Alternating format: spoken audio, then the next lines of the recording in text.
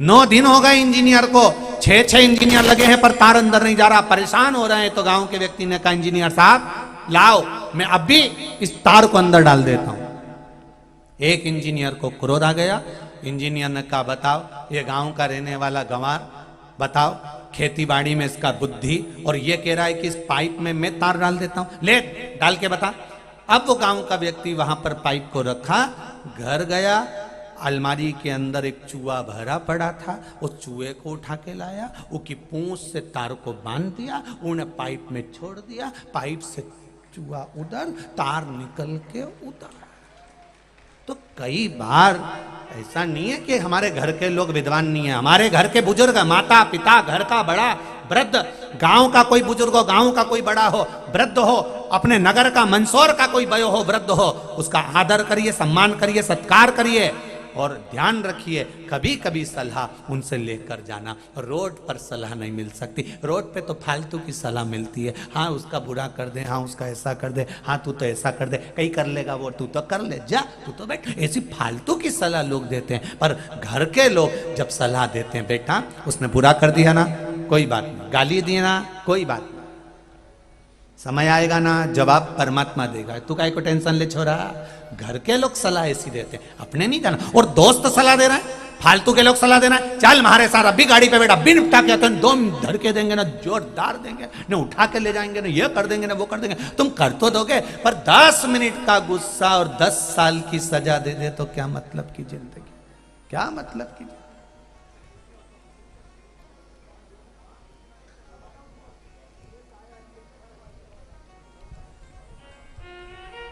क्या मतलब कैसा जीवन। सलाहकार अच्छे हों तो पाप नहीं हो सकता। आग पाप इसको वहीं पर रोकने का प्रयास करो जैसे घर के बड़े लोग रोकते हैं। तीसरे नंबर पर है सांप। सांप आए तो उसको रोकने का प्रयास करो, ज्यादा आगे बढ़ेगा तो ना जाने कितनों को नष्ट कर देगा, उसको रोका जाए। चौथे नंबर पर है रोग, बीमारी। छोटी सी भी अगर बीमारी शरीर में आ गई है तो उसको वहीं पर रोकने का प्रयास करो, वो बढ़ती चली जाएगी तो आखिरी में तकलीफ देती चली जाएगी। मुख में एक छोटा सा भी छाला हो तो पहले भोलेनाथ जी से कहो कि बाबा 8 दिन हो गए, 15 दिन हो गए, छाला समाप्त नहीं हो रहा, आप कृपा कर दो दयालु। बेलपत्री ना खाते हुए शिव जी पे चढ़ा हुआ जल का आचमन करना प्रारंभ कर दो, बाबा संभाल लेना, आप ठीक होना चाहिए। हम कई लोगों से कई बार कहते हैं कि बेलपत्री खाने से हो सकता है जीवान में छार छार हो जाए, हो सकता है जीवान में तोरापन आ जाए, रोटी का स्वाद भी कई बार कम हो जाता है। तो निवेदन है कि आपको जरूरी नहीं है कि आप उसको चबा कर खाओ, उसको सुखा कर पीस कर भी आप प्रयोग कर सकते हो। कोई जरूरी है कि उसको गोली बनाकर भी पानी से निगल सकते हो।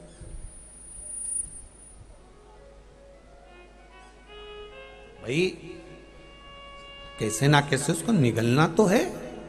कई लोग कह रहे थे, अभी कल की बात है, कोई कह रहा था गुरुजी वो जब हम नीचे गए मिलने तो कोई हम वापिस आने लगे तो कोई कह गुरुजी एक बात बताओ, ऊपर जो खड़े थे वो कहे कि गुरुजी आप कथा में इतने सारे दृष्टांत बोलते हो, इतनी सारी बातें बोलते हो, ये कथा में बोलना जरूरी है? हाँ क्यों नहीं जरूरी है, डॉक्टर ने लिखा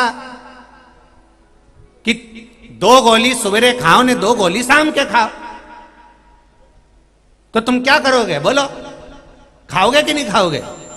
अरे बोलो तो रीजी जी हो, खाओगे ना? तो डॉक्टर ने उसमें लिखा कि पानी के साथ खाओ, लिखा उसने, फिर तुमने क्या करा, यूं ही चबा चबा के खा गई। अरे बोलो तो जम के, कैप्सूल मुंह में रखा चबा चबा के नी, क्या करा तुमने? तुमने कहा नी रे, डॉक्टर ने बोला गोली खाओ, पर पानी तुमने अपनी तरफ से जोड़ा है कि पानी से गोली खाऊंगी तो उतरी जाएगी। उसी तरह कथा में दृष्टांत जो बोले जाते हैं तुम्हें उतरी जाए, इसलिए बढ़ाकर बोले जाते हैं कि उतर जाए। नहीं तो गोली तो सीधी सीधी है, शिव पुराण तो सीधी सीधी है, कार्तिकेय का चरित्र है, गणेश जी का चरित्र है, पार्वती जी का चरित्र है, सीधी सीधी। पर मालूम है ये चबा के खाएगी तो नी इसके बस की है, इसको पानी से उतारना। ये जो कथा है नहीं, इसके थोड़ा सा दृष्टांत के माध्यम से, भजन के माध्यम से और अच्छी अच्छी बातों के माध्यम से पानी डालकर अंदर उतार दिया जाता है कि ये तुम्हारे अंदर उतरी जाए तो तुम घरे जाओ, तब तुम्हारा रोग मिट जाए। तुम घर जाके कह दो, ए छोरा कहीं नहीं 6 दिन कथा का निकली गया। और आप सबसे निवेदन है, आज कथा का 6ठा दिन है, कल कथा दिन में नहीं होगी, कल कथा सुबह 9 बजे से 12 बजे तक होगी। और 9 बजे से 12 बजे तक होने के बाद में आस्था चैनल पर, टीवी पर, मोबाइल पर कथा दोपहर में 2 बजे ही आएगी। पर मंदसौर में कथा इस कॉलेज ग्राउंड में कितनी बजे होगी? जम के बोलो जीजिए, सुबह 9 बजे से 12 बजे तक होगी। और निवेदन है, कल रविवार का दिन है, परिवार वालों से भी कह देना, देखो रही अमृत का जो घड़ा निकला है, इसमें 2 क्षण चलकर उस अमृत के कलश का पान कर लो, नहीं तो बाद में पछताओगे कि कथा हो गई जा नहीं पाए, कथा हो गई जा नहीं पाए। मौका मिला है, भगवान ने स्वयं पशुपतिनाथ ने भी कहा कि इनको दुकान से फुर्सत नहीं मिल रही तो आज समापन रविवार का दर दूं। भगवान ने जान करके रविवार को समापन रखा। और पहले भी कथा में कहा, तुम्हारे घर के मेहमान तुम्हारे घर के बच्चों को जब तक रहेंगे 100 रुपया नहीं देंगे, पर मेहमान जब जाने लगेंगे तब तुम्हारे घर के बच्चों को पर्स में से निकाल के 100 रुपए दे के जाते हैं। उसी तरह कथा जब विराम होती है, जाती है, तो महादेव भी कहते हैं अब निकाल के दे जाओ, तो समापन कर देता है। ऐसे नहीं देगा वो, तो जितने रह गए, वैसे तो बाबा की कृपा है, खूब घना भरा पड़ा हो तुम।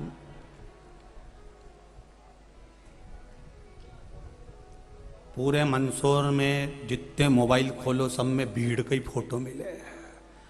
और लोग भी इतने चतुर, मां डिवाइडर पे खड़े हो जाओ, वहीं से बनाता रहे, वहीं से सब एक दूसरे के। पर यह जरूर है कि पशुपतिनाथ की कृपा, आप लोगों का, मंदसौर वासियों, आपका प्रेम, आपका स्नेह, इस भूमि की धन्यता है कि यहाँ इतनी संख्या में लोग पधारे और बाबा की कृपा यहाँ पर बरसी है। रेलवे स्टेशन पर देखो तो अपार भीड़। आस्था चैनल वालों के पास में यहाँ के स्टेशन के अगर फोटो हो तो अवश्य डालिएगा। अपार भीड़, अपार। बसों में देखो तो अपार भीड़, गाड़ियों को देखो तो अपार। आपका विश्वास, ना किसी ने कुछ दिया ना लिया। कल कथा विराम हो जाएगी, आप अपने घर, हम अपने घर। पर इन पत्रों में ये आज धर दिए रे वापिस, इन पत्रों में और भी है ढेर, और झोला में भरा है, देना मेरा।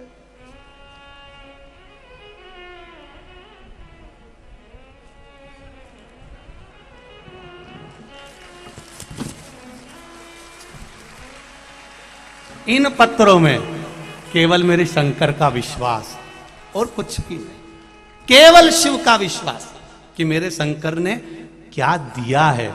और इतने लोगों में इतने पत्र हम पढ़ भी नहीं पाते हैं। इसमें मोबाइल नंबर भी है, एड्रेस भी है, पता भी है। कई लोग कहते हैं कि सीहोर वाला गुरुजी कहीं अपने पहचान वालों को तो नहीं बिठा देता।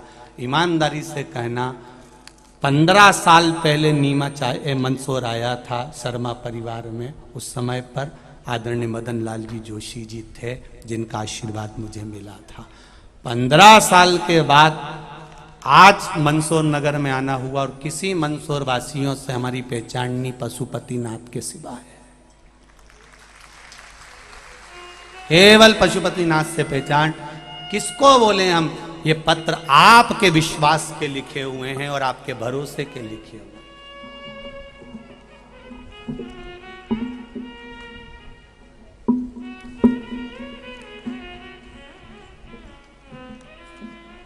आपके विश्वास के पत्र हैं। ये आपके भरोसे के पत्र हैं।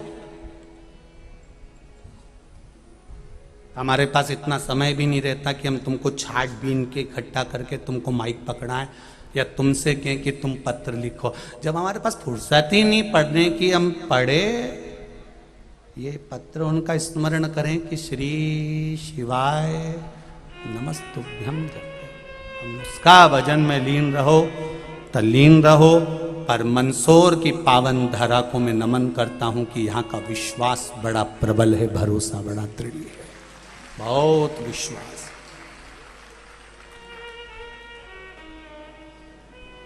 विश्वास में कोई कमी नहीं इनके, कि भरोसा बड़ा प्रबल है। यहाँ के जो आसपास के गांव के जो लोग पधारे, इनकी भक्ति और मंदसौर की जो जनमानस ने, सेठ हों, दुकानदार हों, व्यापारी हों, उन्होंने कोई पोहा भंडारा चला रहा है, कोई पानी पिला रहा है, कोई चाय पिला रहा, कुछ ना कुछ सबकी सेवा में। और ये सेवा भारती ने, कल हवा तेज चली, पानी तेज गिरा, शाम के समय पर सामने के टेंट पूरे की पूरे नीचे हो गए, पर सेवा भारती के एक एक सेवक ने आगे बढ़कर रात में ही सब कंप्लीट कर फिर सुबह की तैयारी कर दी।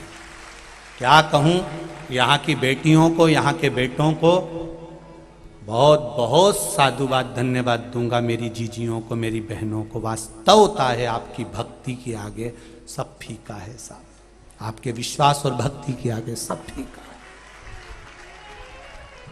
सारे रिकॉर्ड जनमानस के तोड़ दिए। हम सोचे थे इंदौर में पब्लिक ज़्यादा, कोई बोले देपालपुर में ज़्यादा, कोई बोले अशोक नगर में ज़्यादा, अशोक नगर से ज़्यादा तुम यहाँ बढ़ गए रे दादा,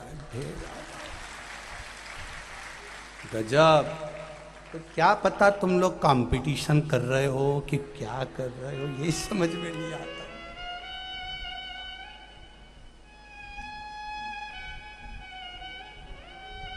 काशी में कथा है 10 तारीख से। इतनी भीड़ देखकर वहाँ के, अब कल मालूम पड़ेगा कि वहाँ प्रयास कर रहे हैं। उन लोगों ने पहले तो अनुमति दे दी थी, अब कल मालूम पड़ेगा। भोलेनाथ जी तो वहाँ कुछ वापिस अनुमति को कहने लगे कि भाई देखो आ जाए। तो ये वहाँ पर जो बेचारी एक अकेली लेडीज है, उसके परिवार के लिए वो कथा करवा रही है। मैं तो काशी वालों से ज़रूर कहूँगा कि उसका साथ देकर उसको परमिशन देना चाहिए और 10 तारीख वाली कथा काशी में होना चाहिए। और आज मालूम पड़ा कि परमिशन नहीं दे रहे हैं, तो फिर मन थोड़ा सा क्षुब्ध हुआ कि वो अकेली बहुत दिन से लगी। जब टेंट लग गया, पंडाल लग गया, तो उसको परमिशन मिलना चाहिए। वो अकेली है करने वाला, उसका पैसा लगा सकती है पर करने वाले तो उसने संभालने के लिए बाउंसर रखे, स्वयं सेवकों से कहा, बजरंगियों से कहा, विश्व हिंदू परिषद, सब बेचारे को बोलकर सबकी मीटिंग लेकर सब तैयारी, पर परमिशन की तकलीफ आने। तो मैं तो काशी वालों से कहूँगा मौका मिला है तो अच्छा है, हो कार्यक्रम। हम तो यही बाबा से निवेदन करें। शिव कृपा, शंकर की उदारता, विश्वास, आग, पाप, सांप, और चौथे नंबर पर है, जम के बोलो जरा, रोग। रोग अगर छोटा सा भी है तो पहले डॉक्टर को दिखाओ, विद्वान डॉक्टर से चर्चा करिए, उससे मिलिए, उससे बात करिए, फिर बाबा के ऊपर छोड़िए। औषधि लेना है, डॉक्टर की दवाई लेना है, खाना है, साथ में बाबा का चढ़ाया हुआ जल प्रसाद अवश्य ग्रहण करें और बाबा से विनय करें। हम ये कभी नहीं कहते कि आप डॉक्टर को ना दिखाओ, दिखाओ, जांच भी कराओ, सारी रिपोर्टें भी लाओ, और साथ में भगवत भजन। एक पत्र आया है जिसमें ये एरन हॉस्पिटल एवं प्रसूति गृह महाराज शास्त्री नगर मैसी नीमच का। अब ये देखिए पत्र को, मैं रेखा बगेरवाल, मंदसौर नयापुरा रोड, मेरा मोबाइल नंबर ये है, मोबाइल नंबर भी उन्होंने लिखा है। भोलेनाथ के रुद्राक्ष का जल का क्या बखान करूं गुरुदेव। मैं मेरे पापा के बारे में कुछ बताना चाहती हूं। मेरे पापा को अचानक बाथरूम बंद हो गया। नीमच के एरन हॉस्पिटल में उनको जांच कराई गई और जांच कराने के बाद ऑपरेशन का बोला गया। ऑपरेशन की तैयारी के लिए 3 दिन हमने मंगे और हम उस बीच में कुबेरेश्वर धाम पहुंच गए। वहां से एक रुद्राक्ष मांग कर लाए, उस रुद्राक्ष को पानी में गलाकर शिव जी को चढ़ाकर उसका जल पिलाना चालू करा। 3 दिन बाद हम वापिस हॉस्पिटल में पहुंचे। 13/7/2022 को वापिस सोनोग्राफी करवाई तो डॉक्टर साहब ने कह दिया अब इनके ऑपरेशन की जरूरत नहीं है, इनकी नली ठीक हो चुकी है। ये रिपोर्ट भी मैं पीछे लगा रही हूं, पीछे रिपोर्ट भी लगाई गई। ये शिव है, ये शंकर है, ये औघड़ी है। ये सारी जांचें, सारी रिपोर्टें उसने लगाई। औघड़ी है वो, दयालु है, दातार है।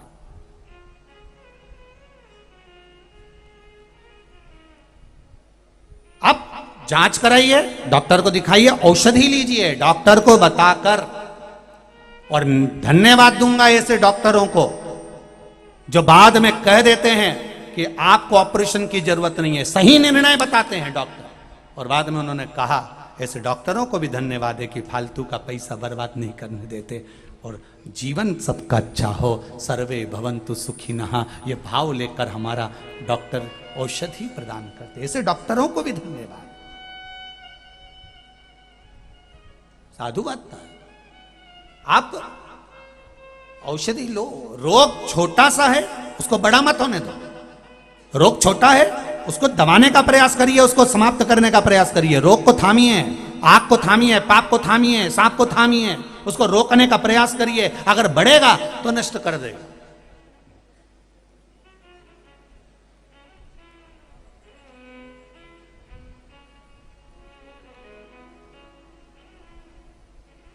पर रोग के लिए भी शिव महापुराण कथा कह रही है कि सलाहकार अच्छा रखना।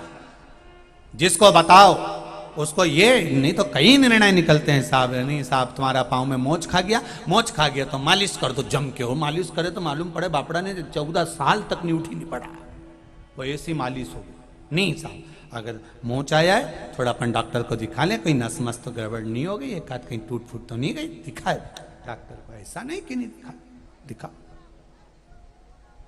शिव पुराण कर रही है, भगवान शंकर की कथा कर रही है। ये 4 से अगर हम ध्यान लगाकर उसको रोकने का प्रयास करेंगे तो हमारे जीवन की सार्थकता होगी। आगे वर्णन आया पाप कर्म को रोकने का प्रयास, जो वर्णन किया गया। माता पार्वती जी ने जो अपने पुत्र को कहा षडानंद कार्तिकेय को कि जाओ और तुम जाकर तारकासुर का संहार कर दो। तारकासुर के 3 बेटे थे, तारकाक्ष, विदुम्माली और कमलाक्ष।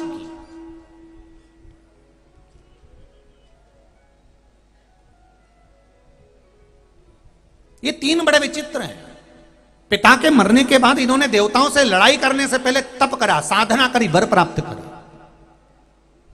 चतुरता देखिए इनकी, विद्वत्ता देखिए इनकी विद्वत्ता कितनी प्रबल होगी कि युद्ध करने से पहले ये तप कर रहे हैं और भगवान से वर प्राप्त कर रहे हैं। इन राक्षसों से हमको भी सीखना चाहिए कि हम जिस कार्य में उतर रहे हैं पहले उसका पूरा ज्ञान हमको होना चाहिए।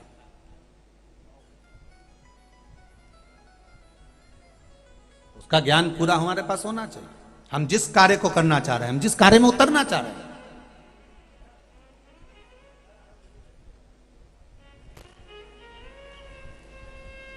कई लोगों की आदत रहती है, उसको मालूम ना सालूम और उतर ही गया।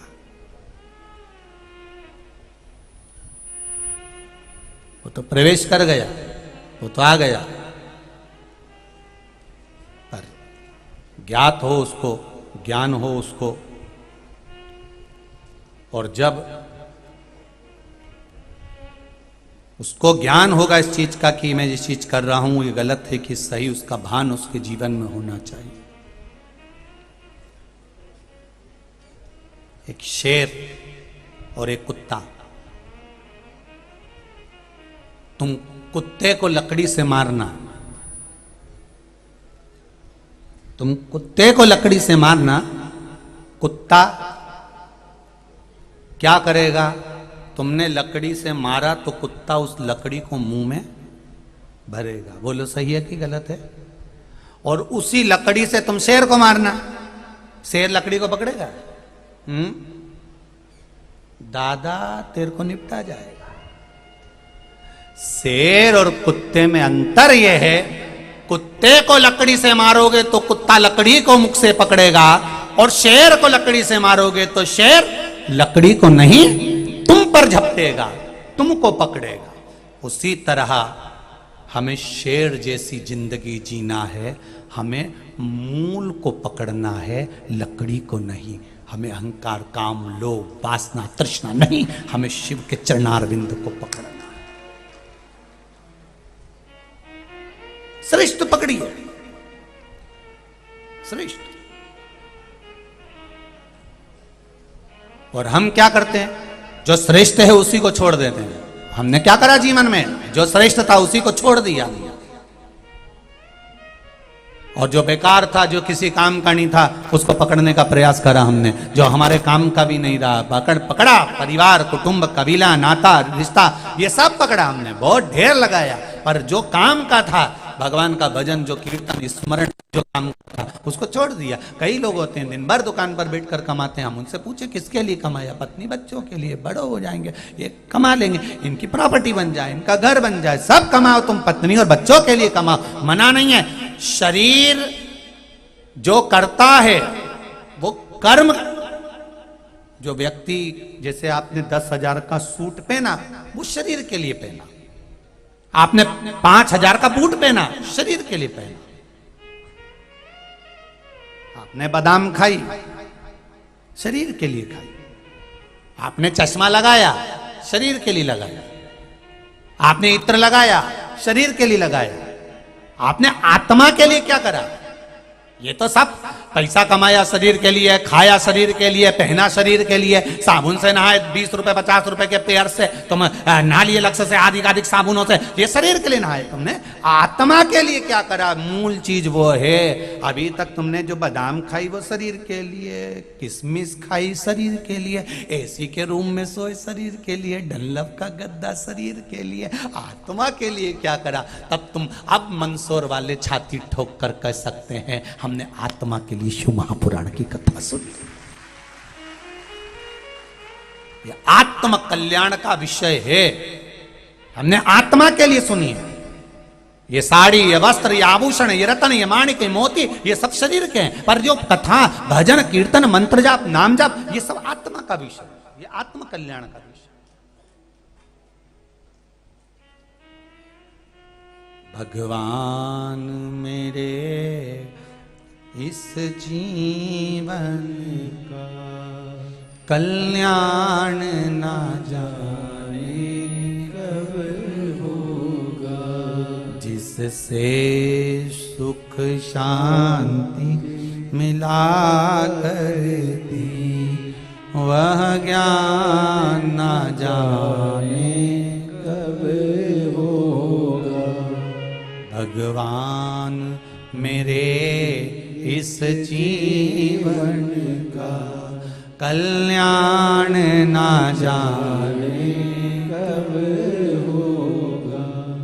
ना जाने इस जीवन का कल्याण कब हो महाराज। तब स्मरण रहे, तारकासुर के 3 बेटे तारकाक्ष, विदुम्माली, कमलाक्ष की ने युद्ध करा देवताओं से, उससे पहले उन्होंने तप करा। पहले उसको समझा कि सही क्या है। आप अपनी जिंदगी को समझो कि अपने आत्म कल्याण के लिए सही क्या है, शरीर के लिए सही क्या है।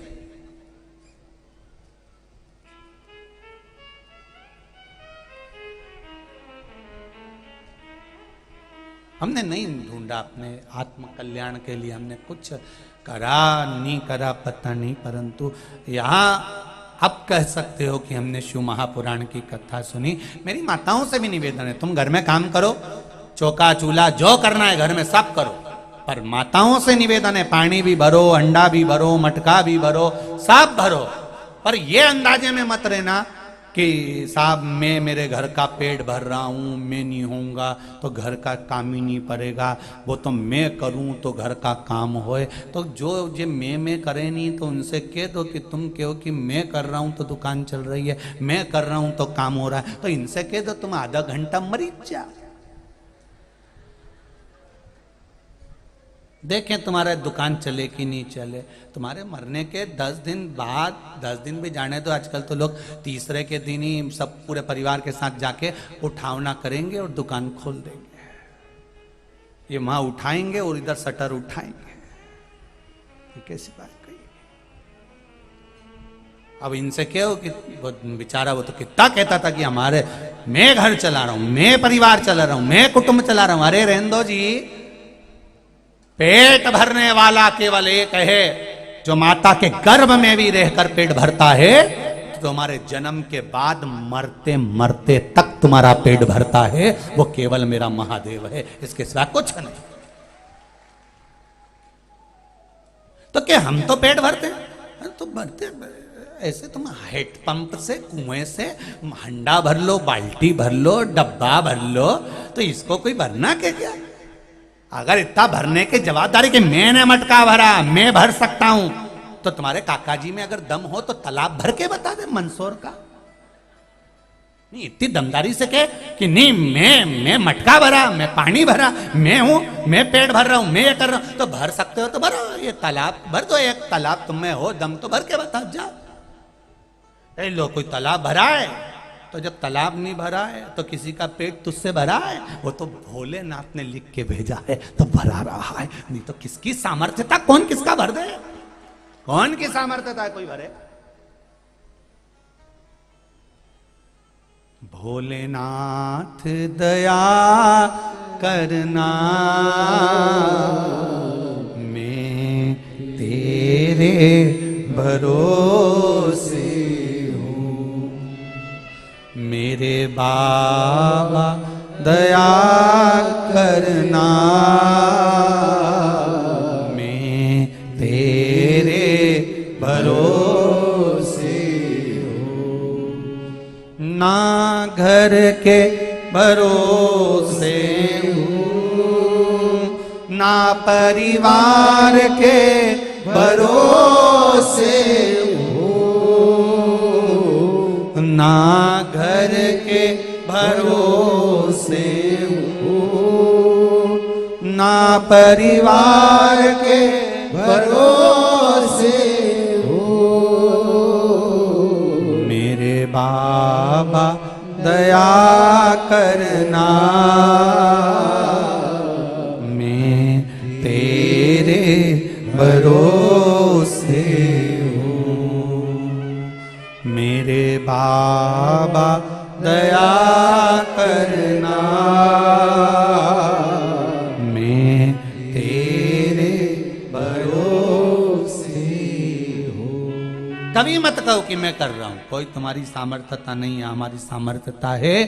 ना सियोर वाले महाराज पंडित प्रदीप मिश्रा की सामर्थ्यता है कि वो शिव पुराण भाज दे, ना किसी समिति की सामर्थ्यता है कि वो करा ले, और ना किसी की सामर्थ्यता है कि कोई सुन ले। कराने वाला भी शिव है, करने वाला भी शिव है, और सुनने वाला भी शिव है। इसके सिवाय कुछ नहीं, केवल शंकर, उसके सिवाय कुछ नहीं।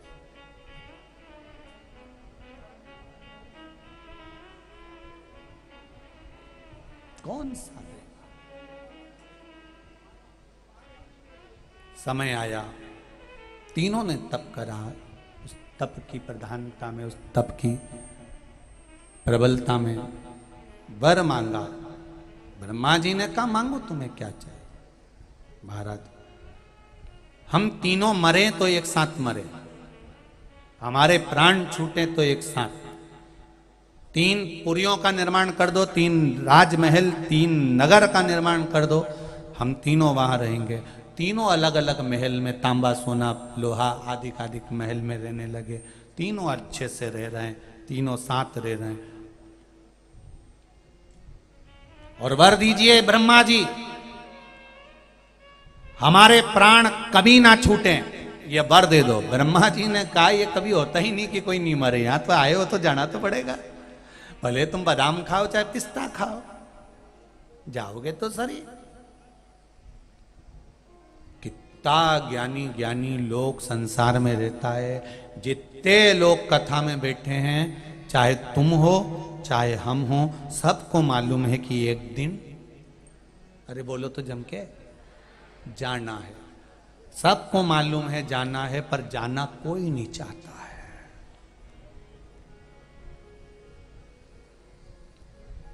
कोई नहीं जाना चाहता।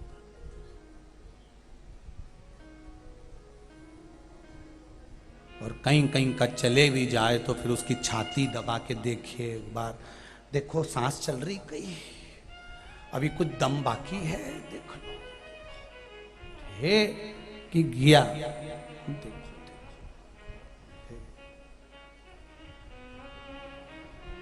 सबको मालूम है कि जाना है, जाना कोई नहीं चाहता। तारकाक्ष, विदुमाली, कमलाक्ष की तीनों कर रहे हैं, तीनों कर रहे हैं, तीनों विचार कर रहे हैं। और तीनों ने कहा हम मरे ना उसका कोई विचार करिए। तो ब्रह्मा जी ने कहा ऐसा नहीं हो सकता, मरना तो पड़ेगा, निश्चित है मरोगे, ये बिल्कुल निश्चित है।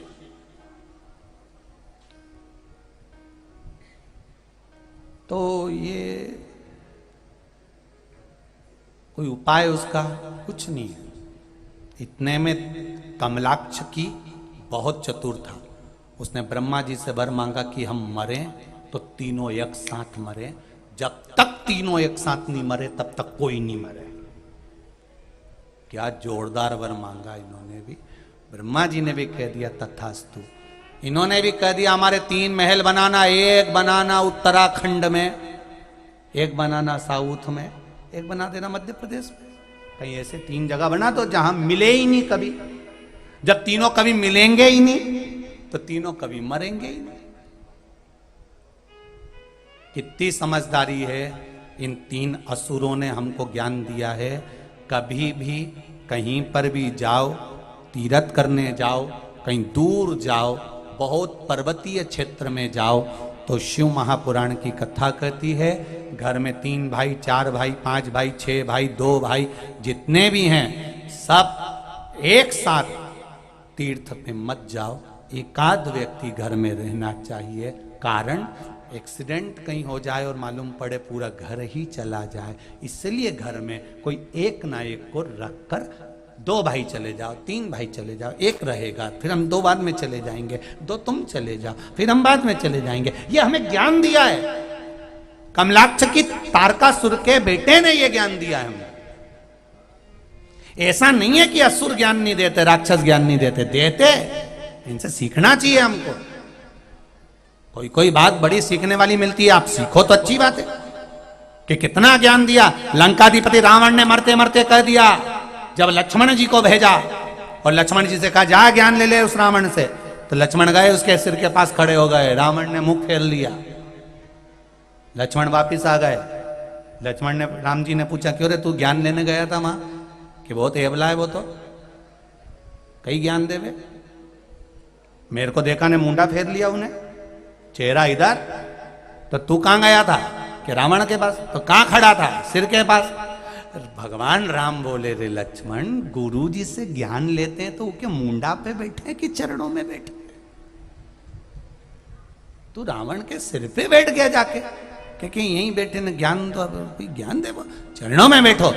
लक्ष्मण फिर गए, चरण में जाकर खड़े हो गए रावण के सामने, तब रावण ने ज्ञान दिया कि सुनो लक्ष्मण, राम की विजय का एक कारण है और वो कारण तुम्हें बताकर मैं अपने प्राण छोड़ रहा हूं। मेरे पास में सोना राम से ज्यादा है, मेरे पास में विद्या राम से ज्यादा है, मेरे पास में शस्त्र राम से ज्यादा है, मेरे पास में रानियां राम से ज्यादा है, मेरे पास में अंबारियां राम से ज्यादा है, मेरे पास में परिवार राम से ज्यादा है, पर मैं राम के सामने आज जमीन पर इसलिए पड़ा हूं क्योंकि मेरा भाई मेरे साथ नहीं है और राम का भाई राम के साथ खड़ा है। बस यही ज्ञान है। सनातन धर्मियों, जितने सनातन धर्म में पैदा हुए हो, इस सनातन धर्म की कथा को आप सेवा भारती के माध्यम से सुन रहे हो, अपने भीतर उतार कर रखना। रावण कहता है कि मेरा भाई मेरे साथ नहीं है इसलिए मुझे मरना पड़ रहा है, और राम का भाई राम के साथ है इसलिए लंका पर राज कर रहा है। जब मेरे भाई सब एक साथ खड़े रहेंगे तो फिर भारत विश्व गुरु बनेगा, ये निश्चित है। भारत फिर विश्व गुरु बनेगा, ये निश्चितता है। बस केवल राम जी के भाई लक्ष्मण साथ थे। तो मुझे मेरा निवेदन इस व्यासपीठ से है कि आपका साथ सनातनियों को चाहिए। हम ब्राह्मण क्षत्रिय वैश्य शूद्र में ना बटें, हम हिंदू एक हो जाएं, सनातनी एक हो जाए, बस बहुत हो गया, एक होइए। कहने वाले कहते रहेंगे, अकल देने वाले अकल देते रहेंगे, बहुत सारे मिलेंगे संसार में। जब तुम अच्छा करने जाओगे तो बहुत पांव खींचा जाएगा। कथा देखी ली होगी तुमने मंदसौर की, ऐसा नहीं है तो संसार में ऐसा नहीं कि कोई तुमको अपशब्द नहीं कहेगा, कोई तुमको कहेगा नहीं। मिलेंगे संसार में सलाहकार मिलेंगे, रावण को सब मिले, मंदोदरी भी मिली थी जिसने ज्ञान दिया, समझ ले रावण सीता जी को वापस कर दे, नहीं सुना, गलत सलाहकार के चक्कर में पड़ गया और पूरा कुल नष्ट कर दिया। अच्छे सलाहकार ढूंढिए। सत्संग में क्यों जाकर बैठते हैं, शिव महापुराण में क्यों जाकर बैठते हैं, भगवान की कथा में क्यों जाकर बैठते हैं। आज आप लाखों की संख्या में आए हो, रोज 2 लाख 2.5 लाख आते होंगे, आज कम से कम 4 लाख से कम पब्लिक इस कॉलेज ग्राउंड में नहीं होगी। इतनी पब्लिक भरी हुई है बाहर से लेकर अंदर तक। क्यों आए इतनी संख्या में? क्योंकि यहां पर तुम्हें अगर कुछ मिल रहा है तो केवल यहां क्या प्राप्त हो रहा है कि हमारे घर को सुधारने की, परिवार को सुधारने की, राष्ट्र को सुधारने की सलाह अच्छी मिल रही है, इसलिए हम उसको ले लें तो हमारा जीवन सुधर जाएगा। सारी समस्या का हल एक लोटा जल, एक लोटा जल चढ़ाना हम सीख गए तो हमारा घर। और बोलो री जीजियों, इतने पत्र अगर आए हैं तो मेरा विश्वास कहता है आपने भी जब से जल चढ़ाना चालू करा होगा, आपके दुख बाबा ने धीरे धीरे काटना प्रारंभ करे होंगे। आप दिल से अगर चढ़ा रहे हो तो वो काट, आप पीछे मत हटो। मेरी बेटियां मेरे बेटे एग्जाम देने जाएं, परीक्षा देने जाएं, दुनिया कितनी भी खिलवाड़ करे, सियोर वाला महाराज पर कितना भी हंसे कि बेलपत्री पर शहद लगाने से कोई पास होता है, तुम अपना कर्म पूरा करना, तुम अपनी पढ़ाई पूरी करना, खूब दिल से पढ़ना, और दिल से पढ़ने के बाद मेरे शंकर को समर्पित कर एक बेलपत्र फिर जाना। सियोर वाला महाराज ने कभी ये नहीं कहा कि केवल बेलपत्री लगा कर जाना। सियोर वाला महाराज हर कथा में कहता है पहले अपना कर्म पूरा करो, और कर्म पूरा कर कर फिर बेलपत्री समर्पित करो। वो तो जिसको बुराई ढूंढना होती है आगा आधा काट कर बेलपत्री का भाव लेकर बताकर चला जाता है। कर्म पूरा करो। गीता भी करिए, शिव पुराण भी करिए, कर्म से जब पूर्ण हो जाओ तब शिव जी पर एक बेलपत्र चढ़ाओ। तो जैसे वो बेटी सीए बन गई, किसी की नौकरी लगी, किसी का काम हुआ, तो मेरा विश्वास कहता है आप परीक्षा तुम दोगे और वो बेलपत्री के रूप में ब्रह्मा विष्णु महेश, परीक्षा देना तेरा काम है और रिजल्ट बनाना उसका काम है, फिर वो बना देगा। कर्म पूरा करिए। आप शब्द कहने वाले कहें, ताने देने वाले दें, आप अपनी मस्ती में जिंदगी जियो, अपनी मस्ती में। सियोर वाला महाराज तो 7 दिन कथा करने आया था, ये कल कथा पूरी हो जाएगी, ये चले। जो लोगों के मन में भाव था और किसी के मन में अगर कोई भाव रहा भी हो तो इस व्यासपीठ से फिर कहता हूं, खूब अलमस्त होकर जियो मेरी बेटियों, मेरी बहनें, मेरी माताओं। इस वाणी से अगर किसी को चोट लगी हो, बड़ों को, बच्चों को, जन्म लिए बेटे को भी इस वाणी से अगर चोट लगी हो, तो मंदसौर की नगर में मैं किसी को चोट पहुंचाने नहीं, मेरे पशुपतिनाथ को कथा सुनाने आया था। केवल मेरा पशुपतिनाथ को मुझे कथा सुनाना थी। मंदसौर की धरा पर बहुत दिनों से ये आस लगाकर बैठे होंगे, कई माताओं के पत्र हैं, उस पत्र में लिखा है हमने मंदसौर में कथा उसके लिए पशुपति व्रत करे। इनमें कई माताएं ऐसी बैठी हैं जो जिन्होंने केवल व्रत मंदसौर में कथा हो उसके लिए करे हैं। जो माताओं ने मंदसौर में व्रत होने के लिए कथा में व्रत करे हैं, वो माताएं भी इनमें बैठी हुई हैं। और वो माताएं जो केवल ये चाहती थी कि मंदसौर में कथा हो जाए, आपके व्रत की पुण्यता यहाँ सामने आई और ये कथा हुई। अगर किसी को ठेस पहुंची हो इस वाणी से, हमें करना क्या है? हम भी यहीं हैं, तुम भी यहीं हो, तुम मंदसौर में, हम सीहोर में, कई अंतर वाली बात नहीं है। अंत समय में यहाँ से छूटेंगे और जब प्राण छूटेंगे तुम भी वहीं मिलोगे, हम भी वहीं मिलेंगे। अंतर इतना होगा, हो सकता है तुम्हारा रास्ता अलग हो, हमारा रास्ता अलग हो। कहीं किसी ने भजन किया होगा तो भजन का रास्ता मिल जाएगा, किसी ने पाप कर्म किया होगा, पाप कर्म का रास्ता मिल जाएगा। पर इस व्यासपीठ से किसी को ठेस पहुंचाएं, ये कभी इस व्यासपीठ का लक्ष्य नहीं है। हाँ, दिल रखो, हृदय रखो, बहुत छोटी सी जिंदगी है, ना जाने मेरे भोलेनाथ ने क्यों मुझे सीहोर में जन्म दे दिया, ये तो वो भोलेनाथ जानता होगा। और ये शिव पुराण पकड़ा दी, वो जानता। हमको तो ये भी नहीं मालूम, हमें नहीं आता कुछ भी नहीं आता। हम तो तुलसीदास जैसे गंवार, हमें कुछ नहीं आता, केवल शंकर का नाम ले लेते हैं और आपके सामने बैठ जाते हैं शिव नाम पर आपकी भक्ति अविरल है जो आप शिव तत्व को जान रहे हो, शिव तत्व को जान रहे हो,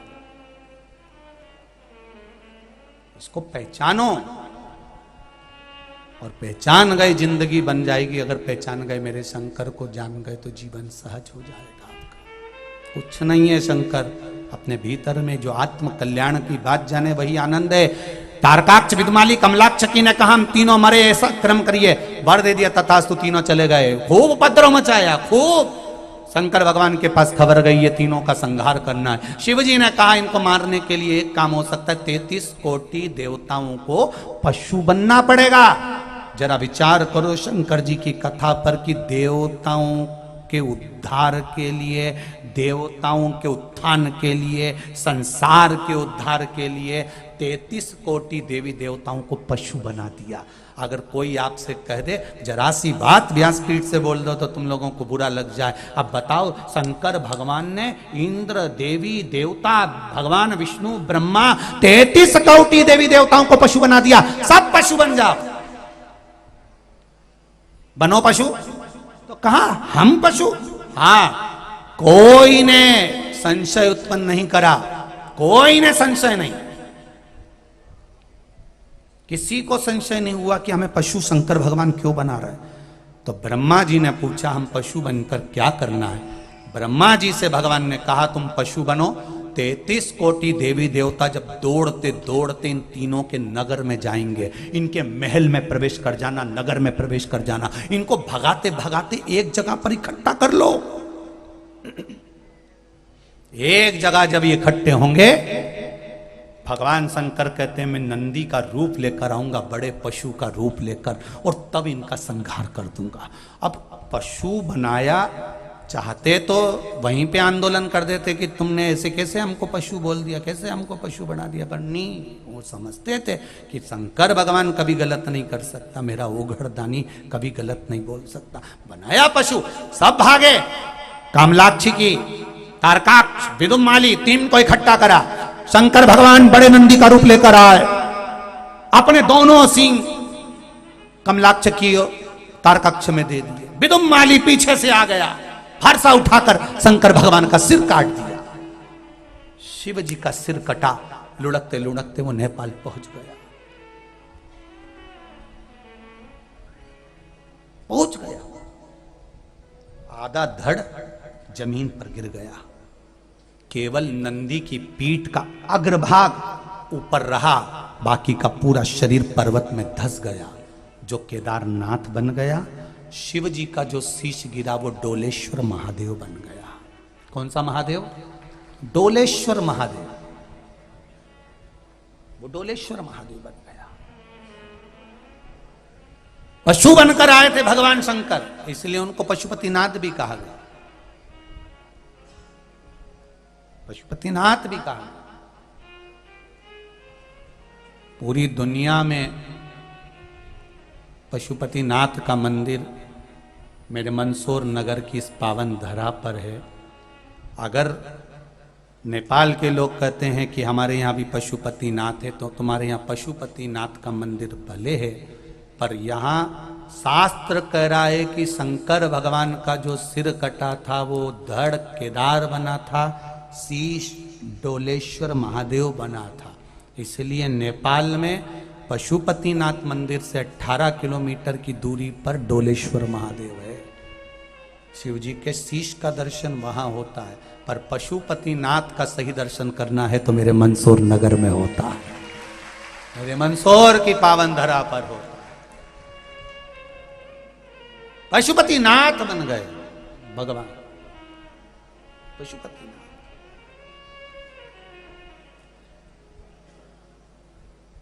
जाओ नेपाल डोलेश्वर का दर्शन करने के लिए, पशुपतिनाथ का दर्शन करने के लिए, पर यहां पशुपतिनाथ का जब दर्शन करने आओ मंदसौर की पावन धरा पर शिवना के तट पर जब पहुंचो तो एक अलग सा अनुभव, एक अलग सा अनूठा आनंद प्राप्त होता, अनूठा आनंद।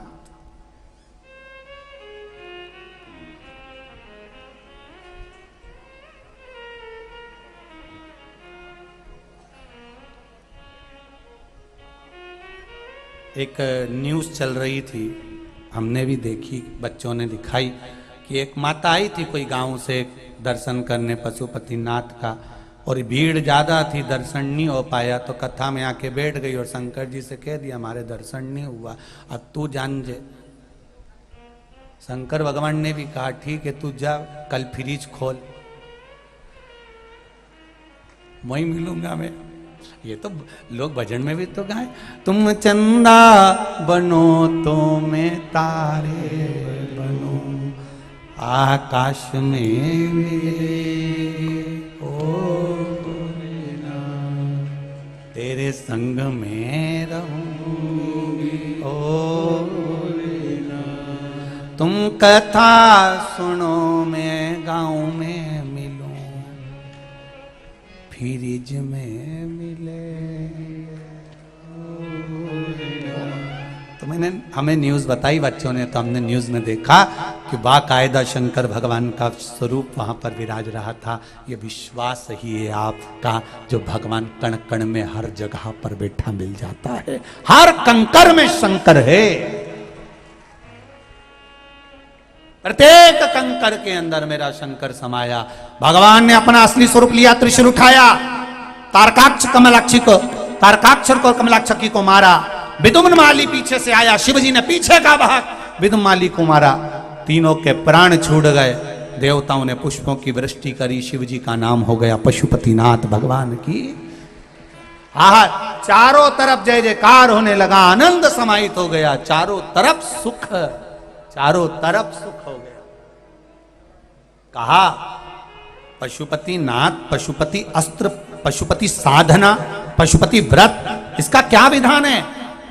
मेरी माताओं, कुछ व्रत हमारे शास्त्रों के लोगों ने छुपा कर रख दिए थे, वो शिव महापुराण के माध्यम से आपके पास पहुंचे हैं। जैसे श्री शिवाय नमस्तुभ्यम मंत्र शिव पुराण में लिखा हुआ है, इस मंत्र का जाप जो करता है मात्र उसके मुख का दर्शन कर लो तो कोटि कोटि पाप समाप्त हो जाते हैं, ये शिव महापुराण में लिखा है। और वर्णन करा पशुपति व्रत का, जो नारी पुरुष बेटा बेटी युवान वृद्ध जो शंकर भगवान का ये पशुपति व्रत किसी कामना से करते हैं, 5 व्रत का नियम है।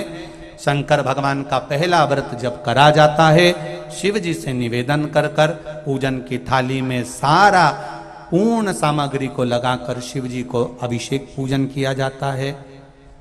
बाबा को दीप आदन से पूजन करी जाती है। पूजन करने के बाद उस थाली को वापस लेकर आया जाता है, घर में रख दिया जाता है। उस थाली को फिर शाम को प्रदोष काल के अंतर्गत शाम के समय पर बाबा के सामने वही थाली, वही पूजन की सामग्री, उसमें पूजन की सामग्री अलग से रखने की जरूरत नहीं। हाँ, जल वगैरह अगर रखना हो तो बात दूसरी है, पर बाकी का रोली चावल मोली हल्दी जो भी सामान उसमें रखा है वही थाली लेकर जाइए और साथ में प्रसाद बनाकर लेकर जाइए। प्रसाद उतना ही बनाइए जितना आप भोग लगाना है, परिवार के हिसाब से नहीं कि ज़्यादा बना लिया तो हमें परिवार के भी काम आ जाएगा और भगवान के भी काम आ जाएगा, ऐसा नहीं। परिवार के लिए नहीं, भगवान के लिए बनाओ। 3 हिस्से भगवान के सम्मुख में करना है। दीप लेकर जाइए। कितने दिए लेकर जाना है? 6 दिए लेकर जाना है। 5 दिए भगवान शंकर के सामने लगा दीजिए। छठा दिया उतार कर मंदिर के फर्श पर रख दीजिए। प्रसाद के 3 हिस्से कर दीजिए।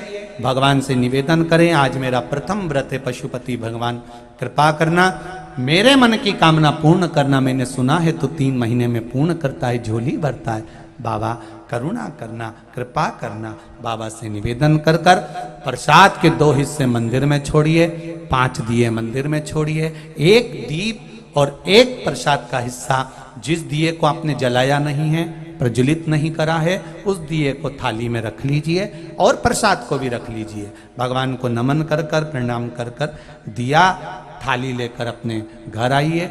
घर के द्वार में जब प्रवेश करें, राइट हैंड में घर में प्रवेश करते समय सीधे हाथ की ओर बैठ जाइए, घर की ओर आपका मुख कर लीजिए और दिया प्रज्वलित कर दीजिए। बाबा से निवेदन कर कर, बाबा आपका पशुपति व्रत करा है, इसको स्वीकार कर लेना। एक समय फलाहार करो, एक समय भोजन करो। भोजन जब शाम को करो, उस समय पर जो प्रसाद लेकर आए हो बाबा का एक हिस्सा पहले वो प्रसाद खाना है, उसके बाद भोजन ग्रहण करना है। अपने प्रसाद में से किसी को हिस्सा नहीं देना है। वो प्रसाद केवल बाबा का चढ़ा हुआ जो व्रत करता है उसी के लिए होता है। 5 व्रत के अंदर कहीं एकादशी पड़ गई और एकादशी आप पहले से करते आए हो, तीज पड़ गई, नवरात्रे पड़ गई, चतुर्थी पड़ गई, छठ पड़ गई, तो पहले आप अपना वाला व्रत कर लो। इस पशुपति व्रत को उस दिन छोड़ दो, अगले में गिन लेना। 5 व्रत, बीच में रजो धर्म पड़ गया, रजस्वला धर्म पड़ गया, व्रत को छोड़ दो, अगले में गिन लेना। जिस शिव मंदिर में आप व्रत कर रहे हो, 5 व्रत एक ही शिव मंदिर में करना है, दूसरा मंदिर ना बदले। मायके में कर रहे हो तो 5 व्रत मायके में पूरे करो, ससुराल कर रहे हो तो ससुराल में पूरे करो। मंदिर भी नहीं बदला जाता, एक मंदिर में कर रहे हो तो उसी मंदिर में होना चाहिए। ये नहीं कि 2 व्रत इस मंदिर में कर लो, अगला व्रत उस मंदिर में कर लो, ऐसा नहीं। 5 व्रत एक ही जगह पर। 5वां व्रत जब पूर्ण हो, भगवान के पास में एक श्रीफल, 11 रुपए और 108 कोई सामग्री, चाहे चावल का दाना हो, चाहे पुष्प हो, चाहे बेलपत्री हो, चाहे जो तुमको भगवान को चढ़ाना हो, एक एक पत्ती या फूल की चढ़ाना हो तो वो आपकी मर्जी है। 108 कोई सामग्री भगवान को श्री शिवाय नमस्तुभ्यम कहकर अपनी कामना कर कर भगवान को समर्पित करो। बाबा को एक श्रीफल 11 रुपये देकर प्रणाम कर कर रख कर बाबा को झोली पसार नमन कर कर कहो, बाबा आज मेरा पशुपति व्रत पूर्ण हुआ है। जैसे इस पर्चे में लिखा 5 व्रत करे थे, 5 व्रत में से मात्र 2 व्रत ही पूर्ण हुए और 2 व्रत पूर्ण होने पर मेरी सरकारी नौकरी लग गई, तो मेरा बाबा जरूर आपकी भी मनोकामना पूर्ण जरूर करेगा, ये निश्चित है। अब दिल से करिए पशुपति व्रत, बस इतना याद रखें उस व्रत में कई बार माताएं कहती हैं हमने 2 व्रत कर लिए, 3 व्रत कर लिए, हमारा काम क्यों नहीं। उसका कारण हो सकता है आपने जरूर व्रत के समय पर कुछ अभिलाषाएं प्रकट कर ली। अभिलाषाएं जैसे व्रत करा आपने पशुपति व्रत, जो प्रसाद बनाया ज्यादा बनाकर घर में छोड़ दिया, किसी ने उसका पाने के लिए या कोई रिश्तेदार के लिए कि आएंगे तो बच्चों को देना ही पड़ेगा, कुछ ना कुछ उसमें त्रुटि हो सकती है। कई बार मंदिर में दिया लगाने गई, 5 दिए तो नीचे रख दिए, पर छठा दिया हो सकता है थाली में से उतार कर तुमने जमीन पर रखा ही नहीं हो सकता है कि 5 दिए तुमने जो जलाना थे वो दिए नीचे रख दिए, छठा दिया तुमने जमीन पे रखा ही नहीं, भगवान के दरवाजे से छुआ के लाई नहीं, और थाली में रखा तो थाली में से लेके आ गई। ऐसा नहीं होता, 6 दिए नीचे रखाते हैं, 5 दिए जलाना रहते हैं। एक दिए को वापिस जब चलो तब उसको थाली में रखकर वापिस लेकर आओ, फिर उस दिए को दरवाजे पर जलाओ। अर्थात हम शंकर भगवान को ये दिए के माध्यम से बताना चाहते हैं कि मेरा दरवाजा बहुत दिनों से बंद है, इसमें कोई शुभ कार्य नहीं हो रहा, तेरे दरवाजे से दीप लेकर जा रही हूँ मेरे दरवाजे को रोशन करने के लिए, और तू रोशन करेगा। उसका सार तत्व ही कि वो उसी घर में ज्यादा प्रवेश करती है जिस घर में ज्वलनशील सामान ज्यादा मिलता है। लकड़ी का कमरा है, लकड़ी का मकान है, लकड़ी भरी हुई है, या पेट्रोल भरा हुआ है, या डीजल भरा हुआ है, या कपास भरा हुआ है, भूसा भरा हुआ है, तो वहां वो अंदर प्रवेश कर सकते हैं।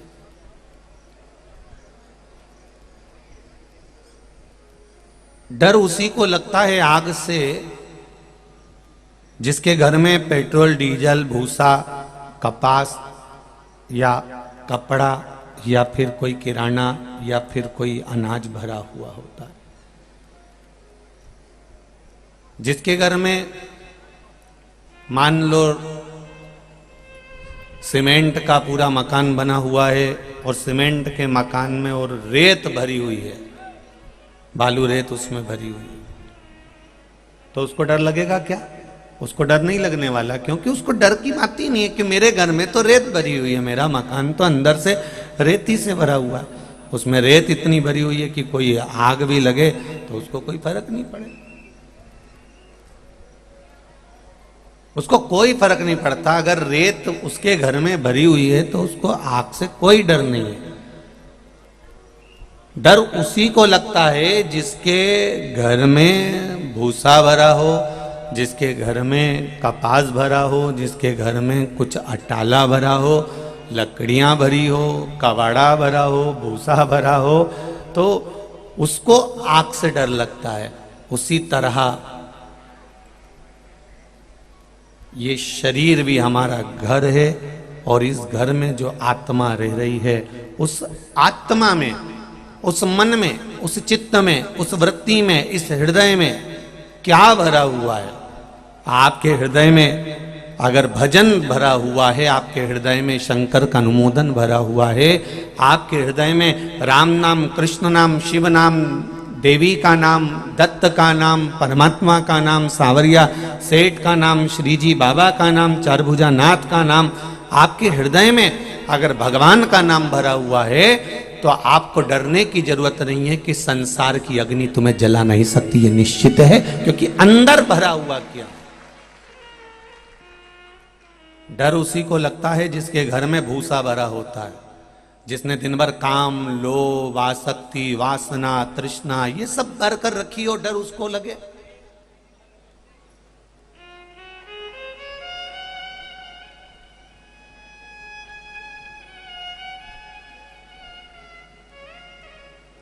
जिसने आसक्तियों को भरकर रखा हो, जिसने काम को भरकर रखा हो, जिसने लोभ और तृष्णा को भरकर रखा हो, वो डरे।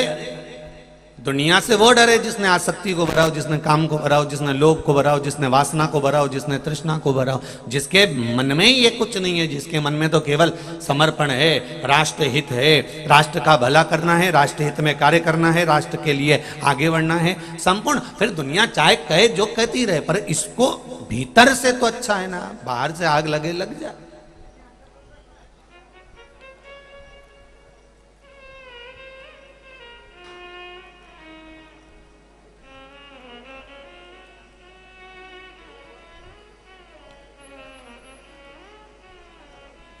भगवान को कौन कौन नहलाता है?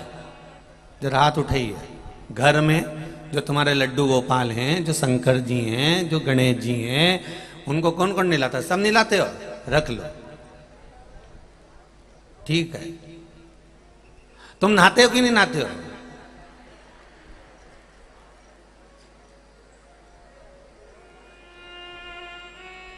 नहाते हो सब? अच्छा,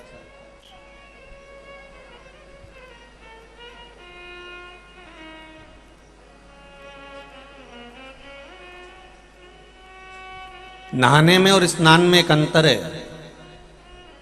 विद्वान कर्मकांडी ब्राह्मण, हमारे विद्वत जन, ब्राह्मण जन जब पूजन कराने बैठते हैं तो वो कहते हैं स्नान कर कर आइए। वो नहाने का नहीं बोलते, वो कभी नहीं बोलेंगे कि नहा कर आओ, वो एक बात कहेंगे स्नान कर कर आइए। क्योंकि नहाना सरल है, स्नान करना कठिन है। नहाना तो बाथरूम में गए, पानी डाला, साबुन लगाया, शैम्पू लगाया, ये नहाना है।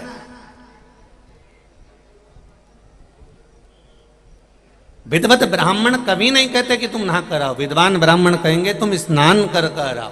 क्योंकि नहाना सरल है, स्नान कठिन है। नहाने के लिए बाथरूम में जाना पड़ता है और स्नान के लिए कहीं जाना नहीं पड़ता, बस भीतर से आप पवित्र होना चाहिए, मन परमात्मा में लगा हुआ होना चाहिए, तो स्नान हो गया। ये स्नान हो गया। अगर नहाने से परमात्मा मिलता होता तो सबसे ज्यादा मछली और मगरमच्छ को मिलता, क्योंकि वही दोनों पानी में सबसे ज्यादा रहते हैं, तो उनको भगवान जल्दी मिल जाते।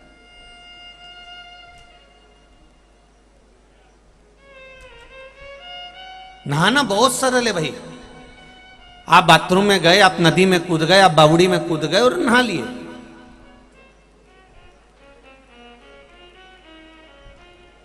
पर स्नान कठिन है। स्नान का मतलब होता है कि जितनी देर आप बैठे हो, पूजन करने बैठने से कम पहले स्नान करिए। स्नान का मतलब होता है कि संपूर्ण वस्तुओं का हृदय से त्याग कर कर परमात्मा के चरणों में ये मस्तक को नवा देना और परमात्मा को अपने भीतर उतार लेना, ये स्नान है। इससे हमारे अंदर की आत्मा का स्नान हो जाता है। ये भीतर का स्नान है। भगवान को आप लोगों ने हाथ उठाया कि हम भगवान नहलाते हैं। अपनी क्या सामर्थ्यता है कि अपन भगवान को नहला लें? वो तो क्षीर सागर में पहले से बैठा हुआ है, तुम्हारे नहलाने का इंतजार नहीं करता। हम जब भगवान को नहलाते हैं, भगवान को स्नान कराते हैं, उस समय पर हम भगवान को स्नान नहीं करा रहे होते हैं।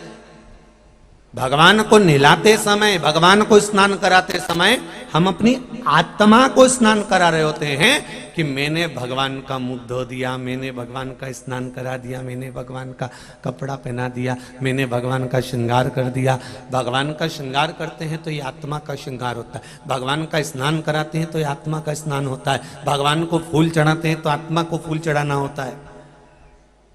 हम अपना श्रृंगार कर रहे हैं, हम अपने चित्त का, अपने मन का, अपनी बुद्धि का, अपने हृदय का श्रृंगार कर रहे हैं।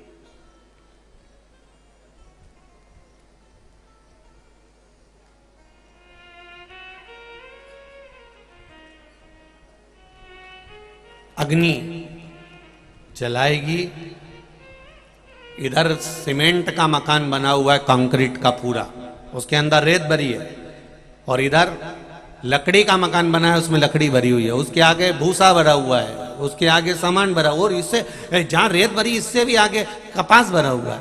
तो आगी क्या करेगी? आगी का काम है, वो जाएगी, सब दूर घूमेगी, जहां पर कचरा भरा होगा वहां सबसे पहले घुसेगी। अग्नि जहां कचरा भरा हुआ है, जहां भूसा भरा हुआ है, जहां कपास भरा हुआ है, जहां पर कबाड़ा भरा हुआ है, आग सबसे पहले वहां प्रवेश करती है और वहां आग लगाती है। वहां प्रवेश कर कर वहां आग लगाती है।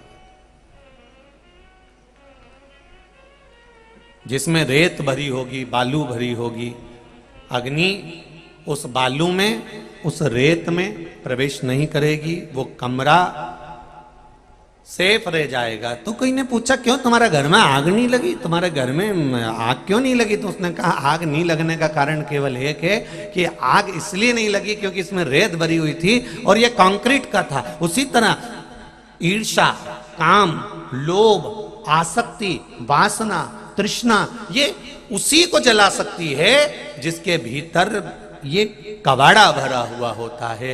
लोभ, आसक्ति, वासना, तृष्णा, ये संसार के लोग उसको जला सकते हैं, पर ये आत्मा के अंदर अगर परमात्मा बैठा हुआ है तो इसको कोई जला नहीं सकता, इससे दूर चले जाएगा, आग दूर हो जाएगी।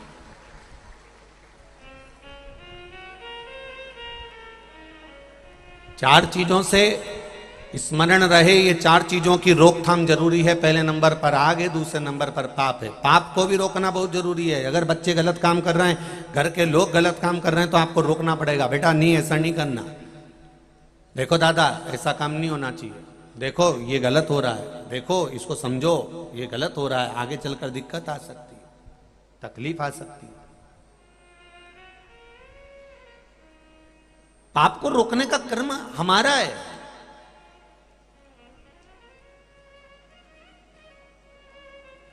जब ये मनुष्य शरीर को भगवान ने पैदा करा, मानव का शरीर बनाया, मनु शत्रुपा को जन्म दिया, तो ब्रह्मा जी स्वयं स्तुप्त रहकर भगवान शंकर से पूछ रहे थे कि मैंने जंघा से मनु शत्रुपा को प्रकट कर दिया। इस मनु शत्रुपा को मैंने प्रकट करा तो ये ब्राह्मण है, ये क्षत्रिय है, ये वैश्य है कि ये शूद्र है?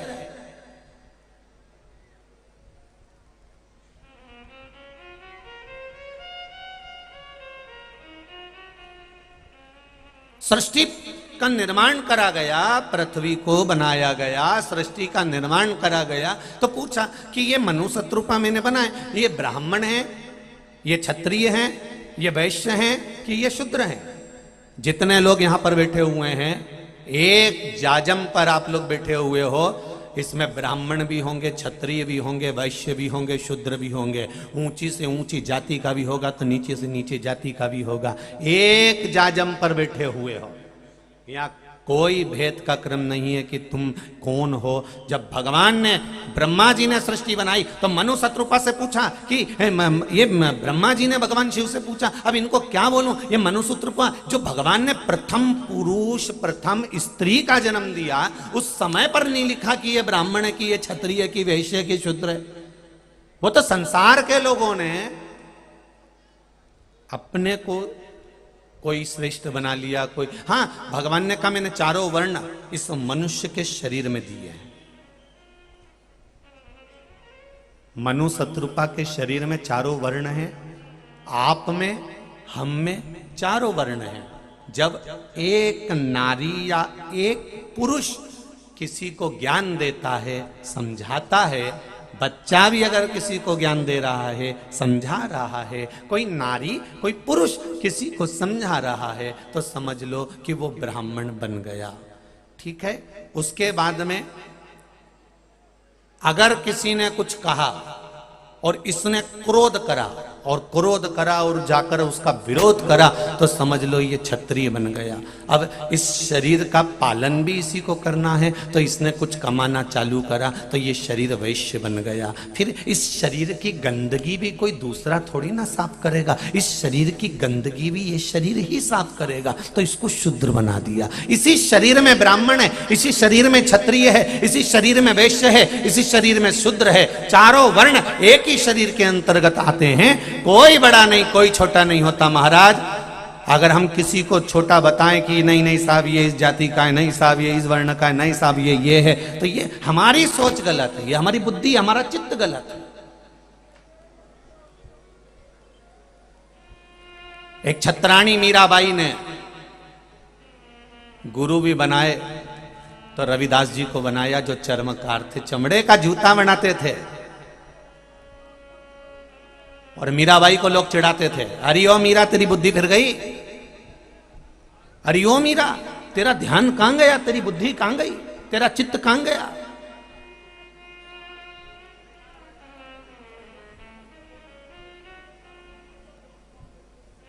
मीराबाई ने पूछा क्या हो गया?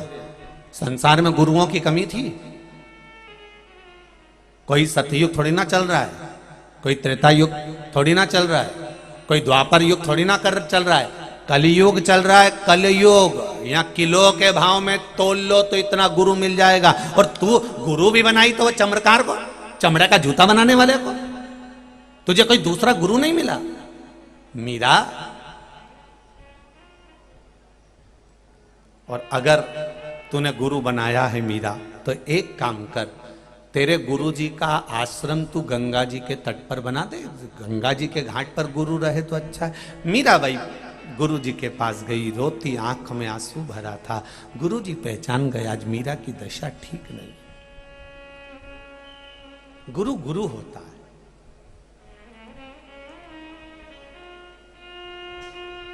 संत रविदास जी जैसा कोई गुरु नहीं संसार का। रविदास जी ने मीराबाई की दशा देखकर पूछा क्या हो गया मीरा, तू रो रही है, तेरी आंख में अश्रु है मीरा, क्यों रो रही है? जिसका गुरु बलवान होता है, जिसका गुरु प्रबल होता है, जिसका गुरु प्रखर होता है, उसको रोना नहीं पड़ता मीरा, और तू रो रही है।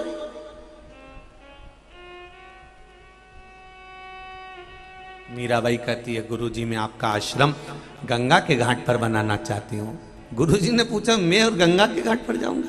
हाँ, मैं अगर गंगा के घाट पर जाऊंगा ना मीरा, तो फिर मेरा तुझे गुरु मंत्र देना बेकार हुआ। तो गुरुजी आप गंगा के घाट नहीं जाओगे? नहीं, गुरु गंगा के घाट नहीं जाता मीरा, गंगा गुरु के घाट पर आती है। मीरा ने कहा यह हो नहीं सकता।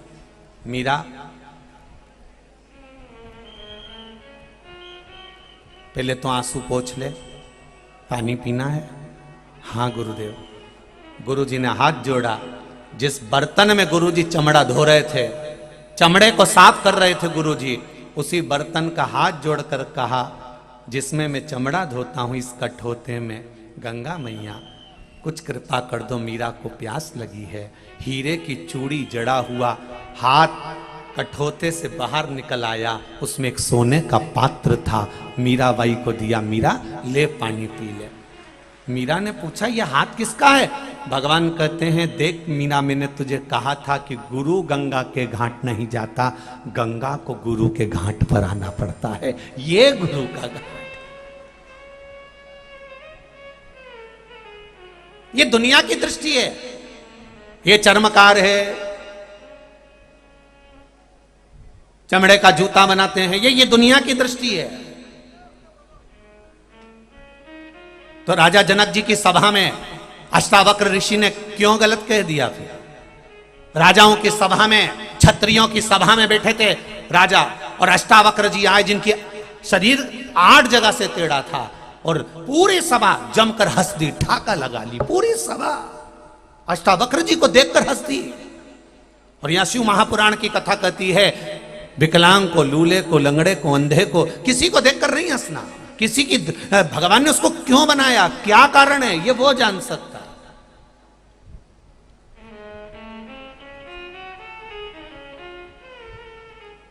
गरुड़ पुराण तो यहां तक कहती है साहब,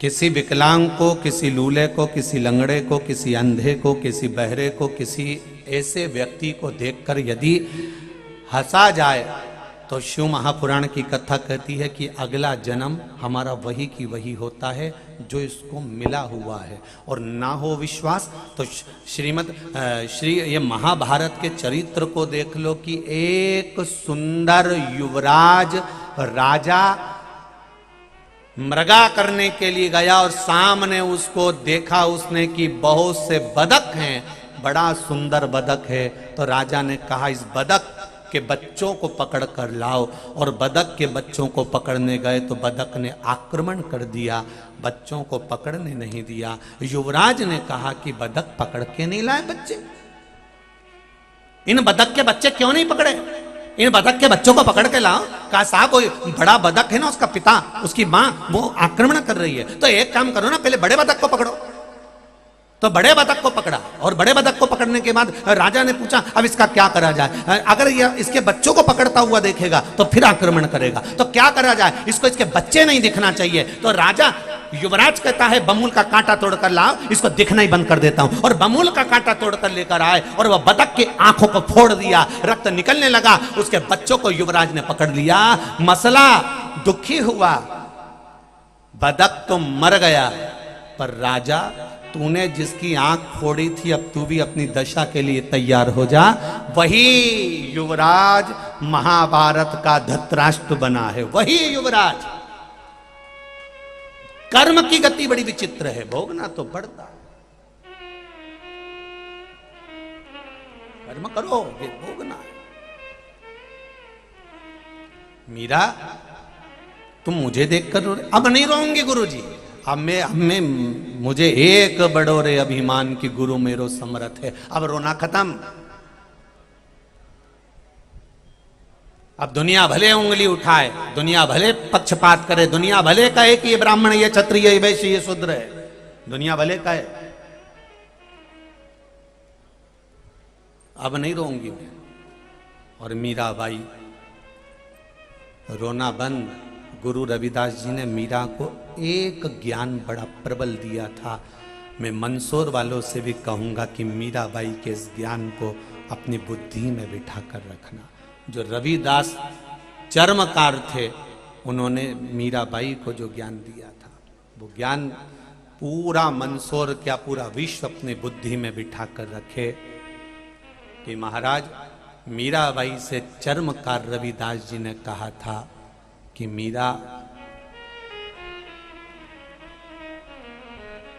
बहुत ऊंचे पद पर भी बैठ जाओ, और आत्मा से अगर अपन किसी का पाप कर रहे हैं, ये मन से अगर किसी का बुरा चाह रहे हैं, तो ऊंचा बैठना भी बेकार है। मीरा बहुत ऊंचे पद पर भी बैठकर अगर हम किसी का बुरा करें, ये श्रेष्ठ। तुलसीदास जी ने भी लिखा, ऊंच निवास नीच कर तूती और देख न सकई पराई विभूति। जो रविदास जी ने कहा वो तुलसीदास जी ने भी कहा।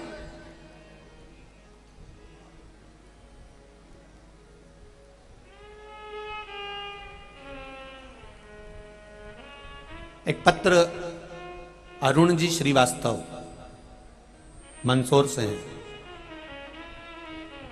कहीं बैठे हो तो खड़े हो जाएं भले। उन्होंने एक पत्र लिखा था जो कक्ष में है हमारे पास में, एक पुष्टे के ऊपर लिखकर भेजा है कि गुरुदेव आपने व्याख्यान करा कि मृत्यु के समय पर जब कोई मरता है, एक व्याख्यान हमने करा था, फूल फेंका जाता है, मखाना फेंका जाता है, पैसा फेंका जाता है, और क्या कहा जाता है, जम के बोलो जरा, राम नाम सत्य। तो प्रश्न किया है अरुण जी श्रीवास्तव जी आपने, अगर कहीं बैठे हो तो हमारा स्मरण अगर सुन रहे हो तो आप जरूर सुनिएगा। आपका प्रश्न है कि राम नाम सत्य है, ये सबसे पहली बार कहां और कब बोला गया?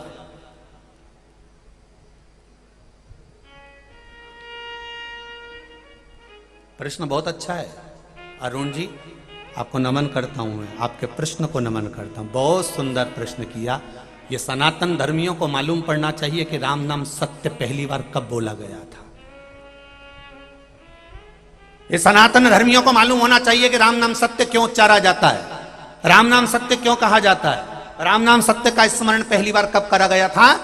जब तुलसीदास जी के ऊपर आक्षेप पर आक्षेप लगाए गए, तुलसीदास जी को अपशब्द पर अपशब्द कहा गया, तुलसीदास जी को बुरे बुरे बोल बोले गए, क्योंकि तुलसीदास जी कुछ नहीं करते थे, केवल राम नाम जपा करते थे, राम नाम में डूबे रहते थे, राम नाम का गुणगान किया करते थे, 24 घंटे राम राम राम राम। इतना विश्वास राम के नाम पर हो गया था तुलसीदास जी को कि वो उसके बल पर जीते थे। जैसे शिव कथा सुनने वालों को विश्वास हो गया कि श्री शिवाय नमस्तुभ्यम, मंत्र पर भरोसा हो गया, एक लोटे जल पर भरोसा हो गया, भगवान की अविरल भक्ति पर भरोसा हो गया, अपने पास में बने हुए शंकर मंदिर पर भरोसा हो गया, शिव महापुराण पर भरोसा हो गया। जैसा विश्वास आपका दृढ़ हुआ है, ऐसी तुलसीदास जी का भी विश्वास दृढ़ था। और किस नाम पर था?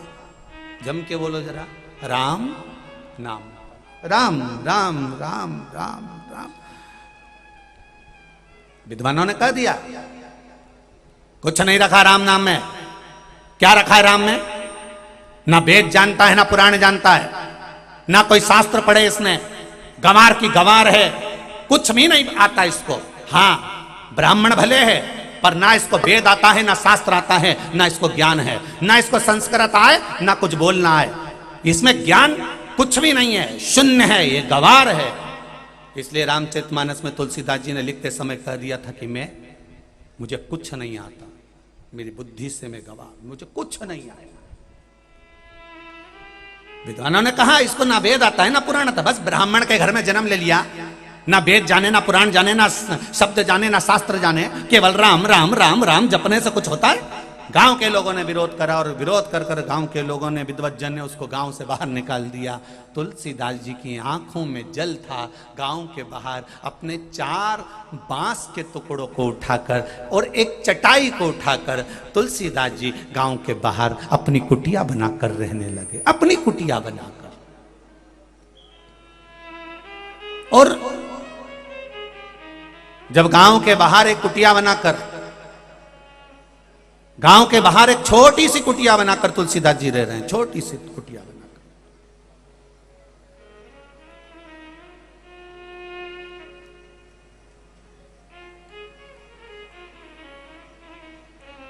अब बैठे जप रहे राम राम राम राम राम राम राम कहते रहो जब तक घट में प्राण, कबहू तो दीन दयाल की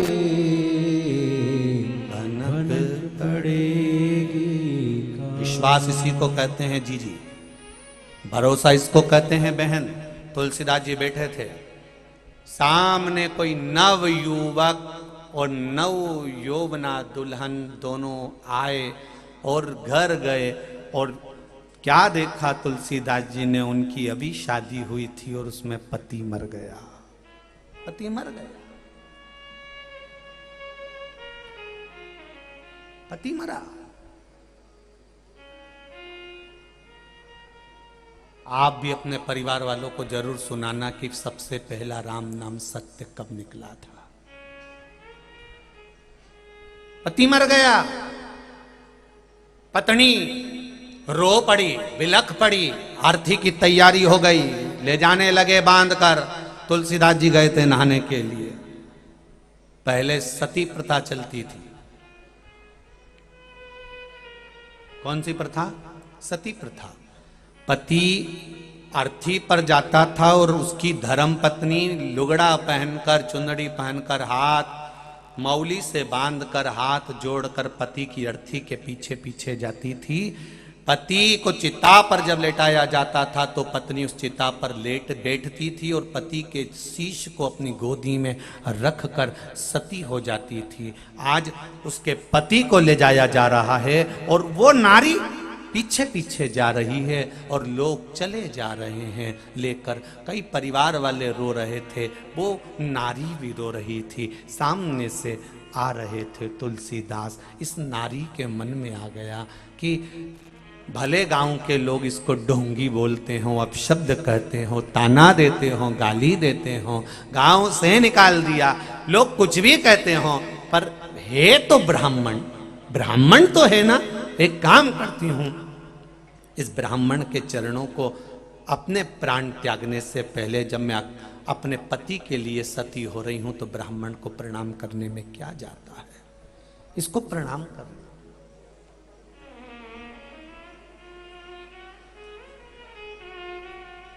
वो नारी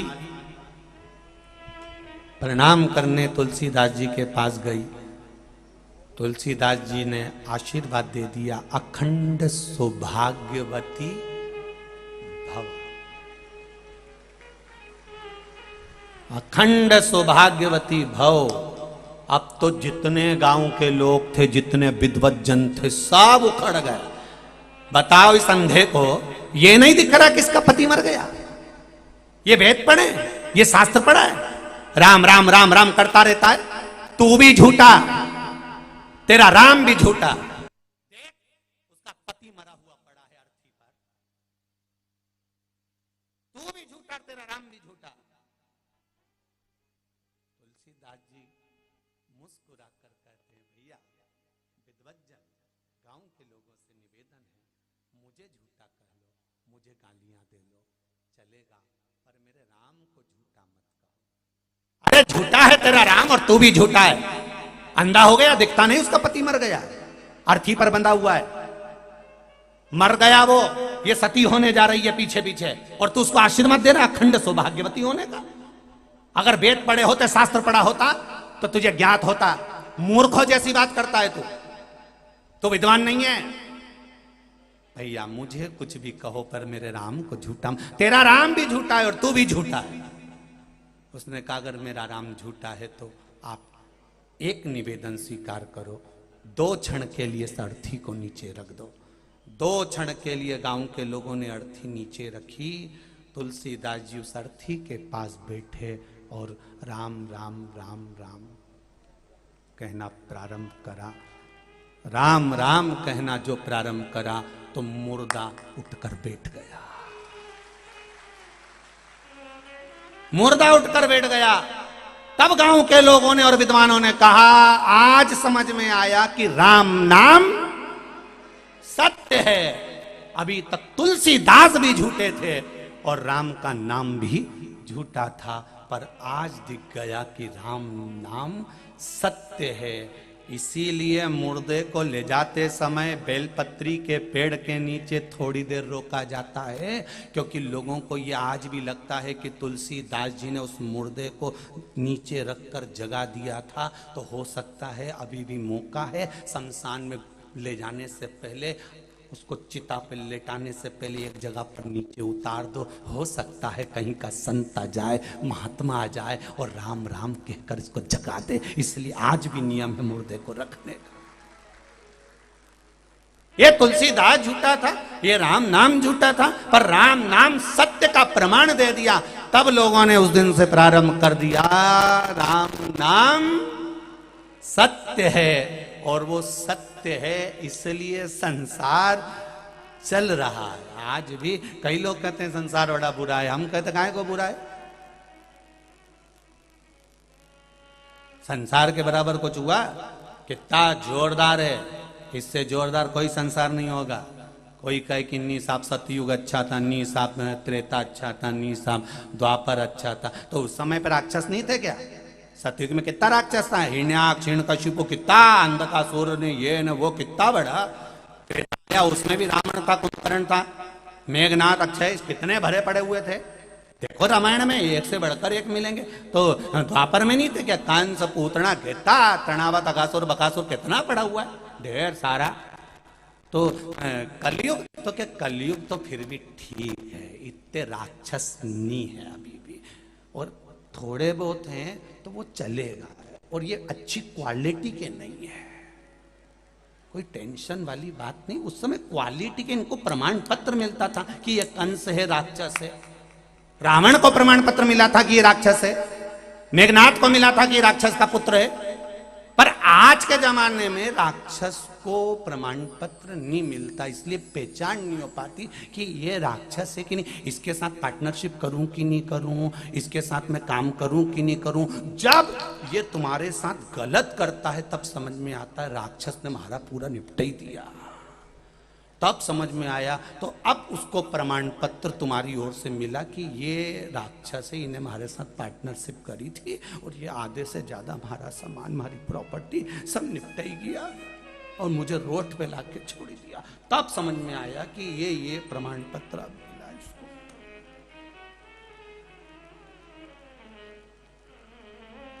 बुरा नहीं,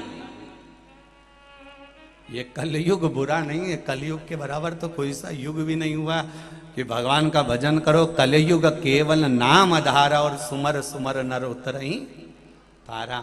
कलयुग में है क्या? तुम भगवान का नाम लो, भगवत भजन करो। श्री शिवाय नमस्तुभ्यम। अपने मंत्र जाप में तल्लीन रहो, अपने मंत्र जाप में डूबे रहो। कोई कुछ भी कहे, तुम अलमस्त होकर भगवत भजन करो। राम के नाम में सत्यता छुपी हुई है, परमात्मा के नाम में सत्यता छुपी हुई है। तुम कृष्ण कहोगे, उसके नाम में सत्यता छुपी हुई है। तुम दत्त कहोगे, उनके नाम में सत्यता छुपी है। तुम शिव कहोगे, उनके नाम में सत्यता छुपी हुई है। बस उसको प्रकट कर रहा है, उसको जाना है। बच्चे पूछे, अरुण श्रीवास्तव जी आपका जो प्रश्न था उसका उत्तर है ये। राम नाम सत्य पहली बार बोला था जब मुर्दे को भी जगा दिया गया। कितना प्रमाण दिया है भारत के संतों ने, उनके बराबर कोई दुनिया में प्रमाण नहीं दे सकता साहब। कोई दुनिया में प्रमाण नहीं दे सकता जो भारत के संतों ने प्रमाण दिया है, उसके बराबर कोई नहीं देगा। नरसिंह मेहता जी से हर बार पूछते थे उनके साथ वाले, क्यों रे नरसिंह, तेरी भाभी तो बहुत गाली दे रहे। नरसिंह के तो भाभी से क्या है, हमारा दादा तो एक नंबर का, हमारा दादा मेरे पक्ष में, बंसीधर मेरा भाई मेरा है। तो भाभी तो तेरे को अपशब्द बोले, बोलवा दो। बात तो रूखी रोटी दे देन दो। तो फिर उस घर में क्यों रोए? किसके भरोसे पे रह रहा उस घर में? अरे मेरा दादा है नहीं, हमारा भाई बहुत जोरदार है, वो तो मेरा है ना। भाभी का क्या है, वो तो बोलती रहेगी, वो तो अपशब्द कहती रहेगी। नरसिंह मेहता जी बोले भाभी से क्या, भाभी बोले तो बोलने दो। तो थारी भाभी तेरे को गाली दे देन दो, अपशब्द बोले बोलने दो। हमारा दादा तो हमारा है ना, हमारा भाई तो मेरा है ना। बस नरसिंह मेहता के शब्दों को अपने ऊपर उतार कर रख लो। भाभी अपशब्द के, भाभी गाली दे, भाभी रूखी रोटी दे, पर दादा तो अपना है ना। उसी तरह संसार के लोग कुछ भी के, भोलेनाथ तो अपना है ना। बस उसको अपना बना लो। बाकी के आग लगे बस्ती में, अपन रियो मस्ती में एकदम चकाचक। भले 1 घंटे तक पेंसिल से लाइन खींचो और डब्बा भर लो, बोले दादा तो अपना है नहीं। बहुत उतना। भाभी तो तेरे को गाली दे तो हमने कहीं करना गा भाभी से, भाई तो दूसरे घर की आई है, बोलो सही बात है कि नहीं? वो तो पराये घर की आई है, तो पराये घर का व्यक्ति तो गाली देगा, जो नहीं समझता होगा वही तो अपशब्द कहेगा।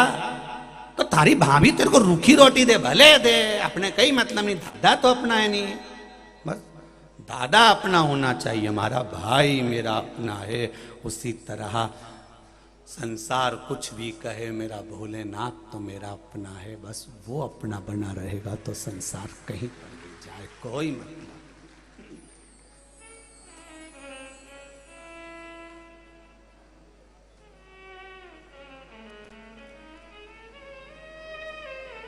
बस वो मेरे भोले तेरा सहारा है, मेरे भोले तेरा सहारा है, मेरी नैया का तू किनारा है, मेरी नैया का तू किनारा है। अगर वो अपना है, वो अगर अपना है तो फिर क्या सोचना, उसको अपना बना लो। शिव महापुराण की कथा कह रही है, आग पाप भी बढ़ रहा है तो उसको रोकने का प्रयास करिए। चार लोग अगर कुछ गलत कर रहे हैं तो प्रयास, एक बार बोलने का प्रयास करो। मंदोदरी बार बार अपने पति को सलाह देती थी और अच्छी देती थी, बहुत अच्छी सलाह देती है। मंदोदरी ने जो सलाह दी रावण को, रावण की आदत बुरी थी कि वो मंदोदरी की सलाह नहीं मानता था और दूसरे सलाहकारों से सलाह लेता था।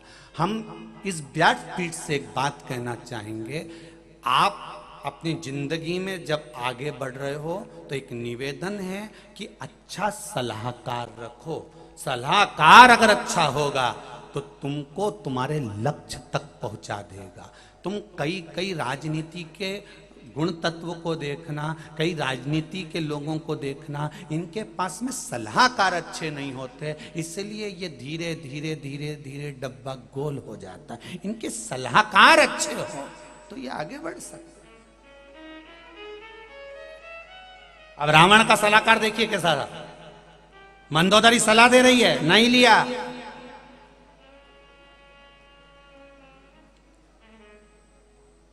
मंदोदरी सलाह दे रही है, नहीं लिया। मंदोदरी समझा रही है कि सीता को वापस कर दो, हाँ नहीं सुनी। और फिर बैठ गया सभा में और सब जितने बैठे थे ने सब जोरदार, उस सभा में बैठे ने सब जितने बैठे थे रावण की सभा में, असुर राक्षस जितने राक्षस बैठे थे वो सब नशा में धुत थे। जितने असुर जितने राक्षस बैठे थे सब राक्षस।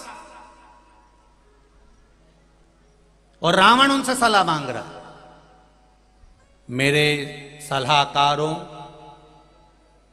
मेरे अपने सलाह देने वालों, इस भरी सभा में तुम बैठे हो, मुझे सलाह दो, मैं राम से युद्ध करूं कि नहीं करूं। ये रावण ने सलाह मांगी थी। और सुन लो रे मंदसौर वालों जरा अच्छे से, वो जीजियों, तुम आड़ी टेढ़ी सलाह मत ले लेना किसी बई से हो। नहीं तो कई माताओं की आदत रहती है शादी के पहले वो पार्लर वाली के पास जाके पूछती है, तू बता मैं कैसी चोटी बनाऊं। तो उन्हें बढ़िया चोटी थी, बापड़ी कितनी जोरदार थी, जोरदार। और मालूम पड़े जब उसको स्टेज पे भेजा तो ऐसा लगे जैसे गुलदस्ता धर दिया। तो ऐसी सलाह नहीं चाहिए। अच्छा सलाहकार ढूंढो, जो तुम्हारी बहन हो घर में, जीजी हो, भाभी हो घर में, न जो उससे पूछ लो कि मैं किस कपड़े पे अच्छी लगूंगी, कैसी चोटी करूं, मैं कैसा पहनावा पहनूं, मैं स्टेज पे जाऊंगी तो कैसी लगना चाहिए। और नहीं तो मालूम पड़े सलाह देने वाले इतने विचित्र, स्टेज पे वो जा रही और दो लोगों का लहंगा पकड़ के चली रिया। अब समझने वाली बात है, उससे उसका लहंगा नहीं संभल रिया तो घर कई खाक संभालेगी।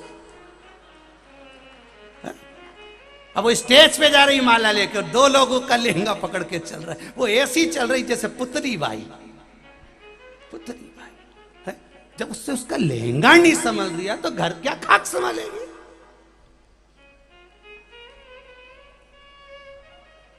सोचने वाली बात। और उसमें भी मुस्कुरा नहीं सकती बेचारी, इतनी सारी पोत दी, इतनी पोत दी। शंभु शरणे पड़ी मांगू घड़ी रे घड़ी, दुख काटो दया करी ने दर्शन आपो, दया करी ने दर्शन आपो। शंभु शरणे पड़ी मांगू घड़ी रे घड़ी, दुख काटो दया करी ने दर्शन आपो। महाराज, सलाह देने वाला श्रेष्ठ हो आप। जब वो सलाह दे तो श्रेष्ठ सलाह प्रदान करे तो समझो कि सलाह ठीक। आपके साथ में महाराज शिव जी से अपने मन की बात है। श्री शिवाय नमस्तुभ्यं, श्री शिवाय नमस्तुभ्यं, श्री शिवाय नमस्तुभ्यं, श्री शिवाय नमस्तुभ्यं, श्री शिवाय नमस्तुभ्यं, श्री शिवाय नमस्तुभ्यं। बोला सब दुख काटो मारा, ओ भोला सब दुख काटो मारा। शिव शंकर जपो मारा, भोले बाबा जपो तेरी माला, भोला सब दुख काटो मारा, ओ भोला सब दुख काटो मारा। भगवान शिव की कथा कर रही है सलाहकार श्रेष्ठ हो, आड़ी टेढ़ी सलाह देने वाले नहीं हो। लंकाधिपति रावण के उस सभा में जितने बैठे थे तो लंकाधिपति रावण ने सामने प्रश्न रख दिया कि राम जी से युद्ध लड़ना ठीक रहेगा कि नहीं रहेगा। ये सलाह मांगी है लंकाधिपति रावण ने।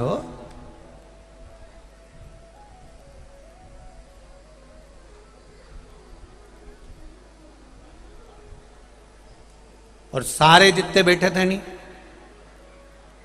अब ये रावण की बुद्धि कहां चली गई थी, मेरे को तो एक बात समझ में नहीं आए। 10-10 मुंडा था, 10-10 सिर।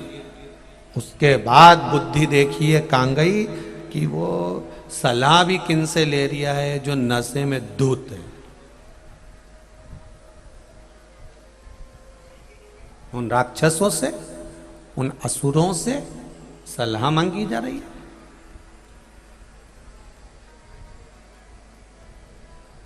अब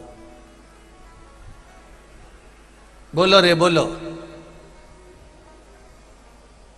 उनकी सेना बड़ी भारी है, बंदर लोग साथ में है, सारे बानर सेना है। इतने में जितने बैठे थे नहीं सलाह देने वाले, उन्होंने कहा काहे को टेंशन लेते हो महाराज, ये सारे बंदर तो हमारे सवेरे मॉर्निंग का नाश्ता है, इनको तो हम निपटा जाएंगे। ककड़ी भुट्टे की तरह सबको चीर फाड़ के खा जाए। ये तो हमारे सवेरे का नाश्ता है, एक नहीं बचेगा। सुबह आन दो जरा इनको युद्ध के मैदान में, एक नहीं बचेगा। तुम्हें डरने की जरूरत नहीं है, तुम तो बढ़िया युद्ध लड़ो और विजय अपनी होगी निश्चित है।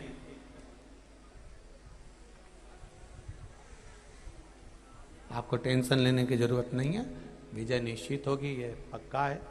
और निश्चितता है कि आप जीतेंगे। और अब बताओ, इन नशे में धुत से इनसे सलाह मांगी और वो बेचारी मंदोदरी रोज कह रही है कि सीता जी को छोड़िए, मत युद्ध लड़ो। आपसे निवेदन कर रही हूं, पूरा परिवार नष्ट हो जाएगा। कितनी सलाह दी मंदोदरी ने, कितनी सलाह दी, पर मंदोदरी की सलाह को कोई मानने को तैयार ही नहीं था।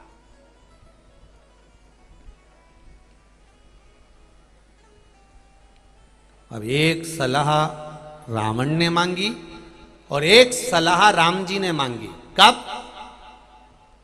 जब विभीषण उनके चरणों में आया, सामने कह दिया ये रावण का भाई है, जरूर भेद लेने आया होगा।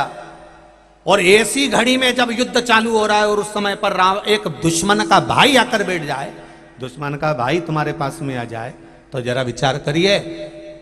जितने लोग होंगे ना पहले सोचने में पड़ जाएंगे कि भाई रखें कि नहीं रखें। तो उन्होंने तुरंत उसी समय पर किसी से सलाह नहीं मांगी, उनने हनुमान जी से सलाह मांगी कि अरे तू वहाँ गया था लंका, तो ईमानदारी से बोल कि तू मुझे सलाह दे। तो देखो सलाह भी ली तो किससे ली? अष्ट सिद्धि नवनिधि के दाता, असबर दीन जानकी माता, राम रसायन तुम्हारे पासा, सदा रहो रघुपति के। जिसके पास में अष्ट सिद्धि नवनिधि हो, सलाह उससे मांगी जाए। मांगी सलाह, बोलो हनुमान जी ये विभीषण आया है, रावण का भाई है, क्या करना चाहिए? हनुमान जी ने कहा बिल्कुल प्रभु, सब मना कर रहे हैं, पर ये दास कह रहा है रख लो, आज नहीं तो कल काम जरूर आएगा। और आया। जब बार बार शीश कटकर गिरे रावण के, वो खड़ा की खड़ा रहा। तब आखिरी में हनुमान जी ने विभीषण से कहा कि अब बता कि क्या करना चाहिए। तो उन्हें कहा कहीं नहीं कि नाभि में बाण छोड़ दो और ये मर जाएगा। सलाहकार की सही सलाह मिली तो लंका पर जीत हासिल करी।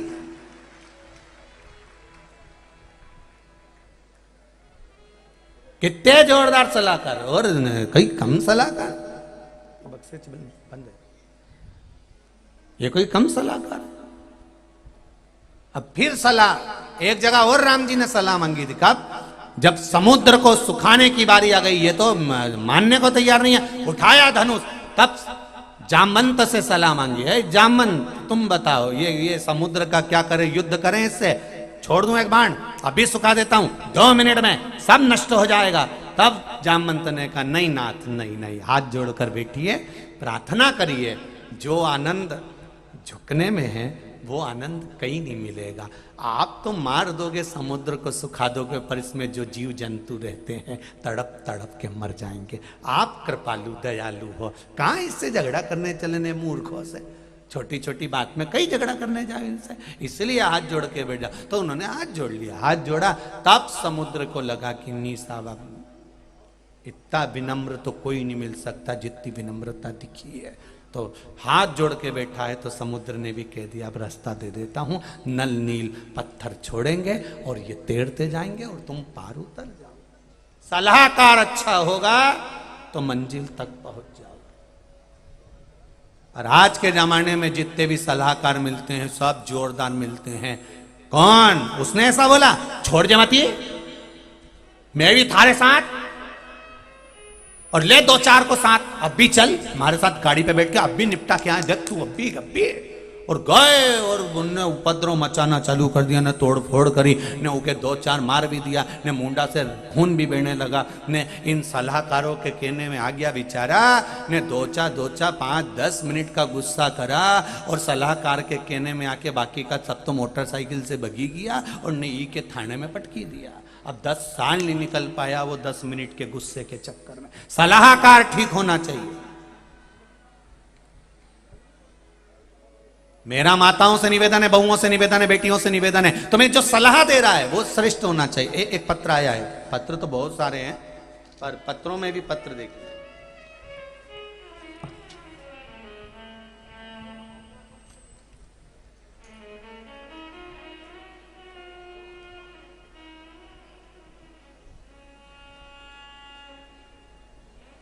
सोनू कुंवर मंदसौर से 30 किलोमीटर दूर प्रतापगढ़ से हूं। पहले मेरी ईश्वर में बिल्कुल भी आस्था नहीं थी। कहीं बैठे हों तो सोनू कुंवर मंदसौर से कहीं बैठे हों तो हाथ हिलाइएगा, जहां कहीं भी बैठे हों। पहले मेरी ईश्वर में बिल्कुल भी आस्था नहीं थी, लेकिन मेरे पतिदेव के कहने पर मैंने आपकी कथा श्रवण किया। उसके बाद से आज दिन तक आपकी कथा नहीं छोड़ी। सारे काम छोड़कर आपकी कथा लाइव सुनती हूं। आपकी कथा से प्रभावित होकर मेरे धारिया खेड़ी वाले गुरुदेव से दीक्षा भी मैंने ग्रहण कर ली। 7 जुलाई को मैं अपने पतिदेव के साथ कुबेरेश्वर धाम आई थी। अभी 3 महीने भी पूरे नहीं हुए। जीवन में सब कुछ अलौकिक हो रहा है। क्या होता है गुरुदेव? शिव की आराधना से पता नहीं, मेरे जीवन का परिवर्तन हुआ। 10 वर्षों से पतिदेव संविदा में थे, कोर्ट में केस चल रहा था। लोगों ने और भी कहा कि वहां पत्र भेजो, वहां पत्र भेजो, सबने सलाह दी, पर मेरे शंकर पर मुझे विश्वास था। मैंने 1 लोटा जल चढ़ाना प्रारंभ किया, बेलपत्र का शहद वाला प्रयोग करना प्रारंभ करा और गुरुजी लाइन पटरी पर आना प्रारंभ हो गई। अभी 21 सितंबर को पतिदेव परमानेंट नौकरी में लग गए हैं। मैं बाबा को धन्यवाद देने आई हूं। उनका ज्वाइनिंग लेटर भी पीछे लगाया गया है। ये देखिए, ये शिव है, ये शंकर, ये औघड़ी, ये दयालु। एक पत्र एक बेटी ने लिखा है, वो भी देखिए। उस बेटी ने अपना फोटो भी लगाया, जो सीए बनी है और जॉब लगा है जिस बेटी का, उसका पत्र में फोटो भी लगा हुआ है, उसने फोटो भी लगाया। कुसुमलता बघेरवाल, मैं मंदसौर से हूं गुरुदेव। मुझे मेरे बाबा ने बहुत दे दिया, मैं क्या बखान करूं गुरुदेव। आपको सबसे पहले कहीं बैठी हो कुसुमलता बघेरवाल, कहीं बैठी हो तो हाथ हिलाइएगा। जा आप ही हैं? श्री शिवाय नमस्तुभ्यम। दोनों हाथ हिला दो बाबू। श्री शिवाय नमस्तुभ्यम। गुरुदेव, पूरी मंदसौर की नगरी को आपने धन्य करा। ये तो शिव भक्ति है, शंकर की कृपा है। श्री शिवाय नमस्तुभ्यम। गुरुजी, मेरी बेटी ने 2020 में सीए का फाइनल एग्जाम दिया था, अटेम्प्ट दिया था, पर उसका 15 नवंबर से सिलेक्शन नहीं हुआ। 15 नंबर से सिलेक्शन नहीं हो पाया। पहले फिर दिया, उससे पहले भी सिलेक्शन नहीं हो पाया। आखिरी में बेटी ने हिम्मत हार दी और कहा, पापा अब मैं तुम्हारे सपने को पूरा नहीं कर सकती, मैं सीए नहीं बन सकती। गुरुजी, उस समय पर शिव महापुराण की कथा श्रवण करी और बेटी से कहा 1 लोटा जल चढ़ा और शंकर भगवान को शहद और बेलपत्र वाला प्रयोग कर, भगवान शंकर से प्रार्थना कर और इसके बाद एक बार फिर वापस परीक्षा में बैठ। बेटी ने फिर परीक्षा में बैठी और बाबा की कृपा से मेरी बेटी सीए बन गई। और सीए तो बनी, उसका फोटो भी भेज रही हूं, जो सीए की डिग्री भेजी है उसका फोटो भी उन्होंने लगाया है। और सीए तो बनी, पर बाबा की कृपा देखिए गुरुदेव कि बाबा ने ऐसे ही सीए बनाकर नहीं छोड़ा। मेरे बाबा ने 2021 मई में मेरी बेटी को सीए बनाया और उसके बाद में 1 लोटा जल का प्रमाण क्या है, आईसीआईसीआई बैंक में भोपाल में मेरी बेटी मैनेजर पोस्ट पर सर्विस में लग गई। ये शिव है। बैठिए, हर हर महादेव। बैठिए बेटे। एक पत्र और आया है, वो भी देख लीजिए। धर्म राजेश्वर मंदिर महादेव से ये हैं।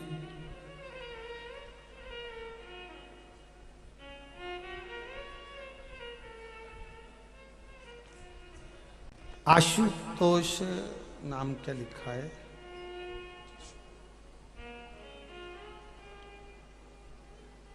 धर्म राजेश्वर की पावन नगरी चंदवासा मध्य प्रदेश से हैं ये। उनने भी पत्र में लिखा है, श्री शिवाय नमस्तुभ्यम, चरणों को कोटि प्रणाम। संकल्प लिया था महादेव के चरणों में पशुपति व्रत करना प्रारंभ करा। 5 पशुपति व्रत मेरी सरकारी नौकरी के लिए मैंने करा था। सरकारी नौकरी लगा देना, ये मेरे बाबा से कहकर मैंने पशुपति व्रत प्रारंभ करा। बाबा की कृपा से ऐसी कृपा हुई कि 2 पशुपति व्रत करने पर ही बाबा ने मेरी इच्छा पूरी कर दी और मेरी सरकारी जॉब लग गई। ये शिव कृपा है, ये शंकर की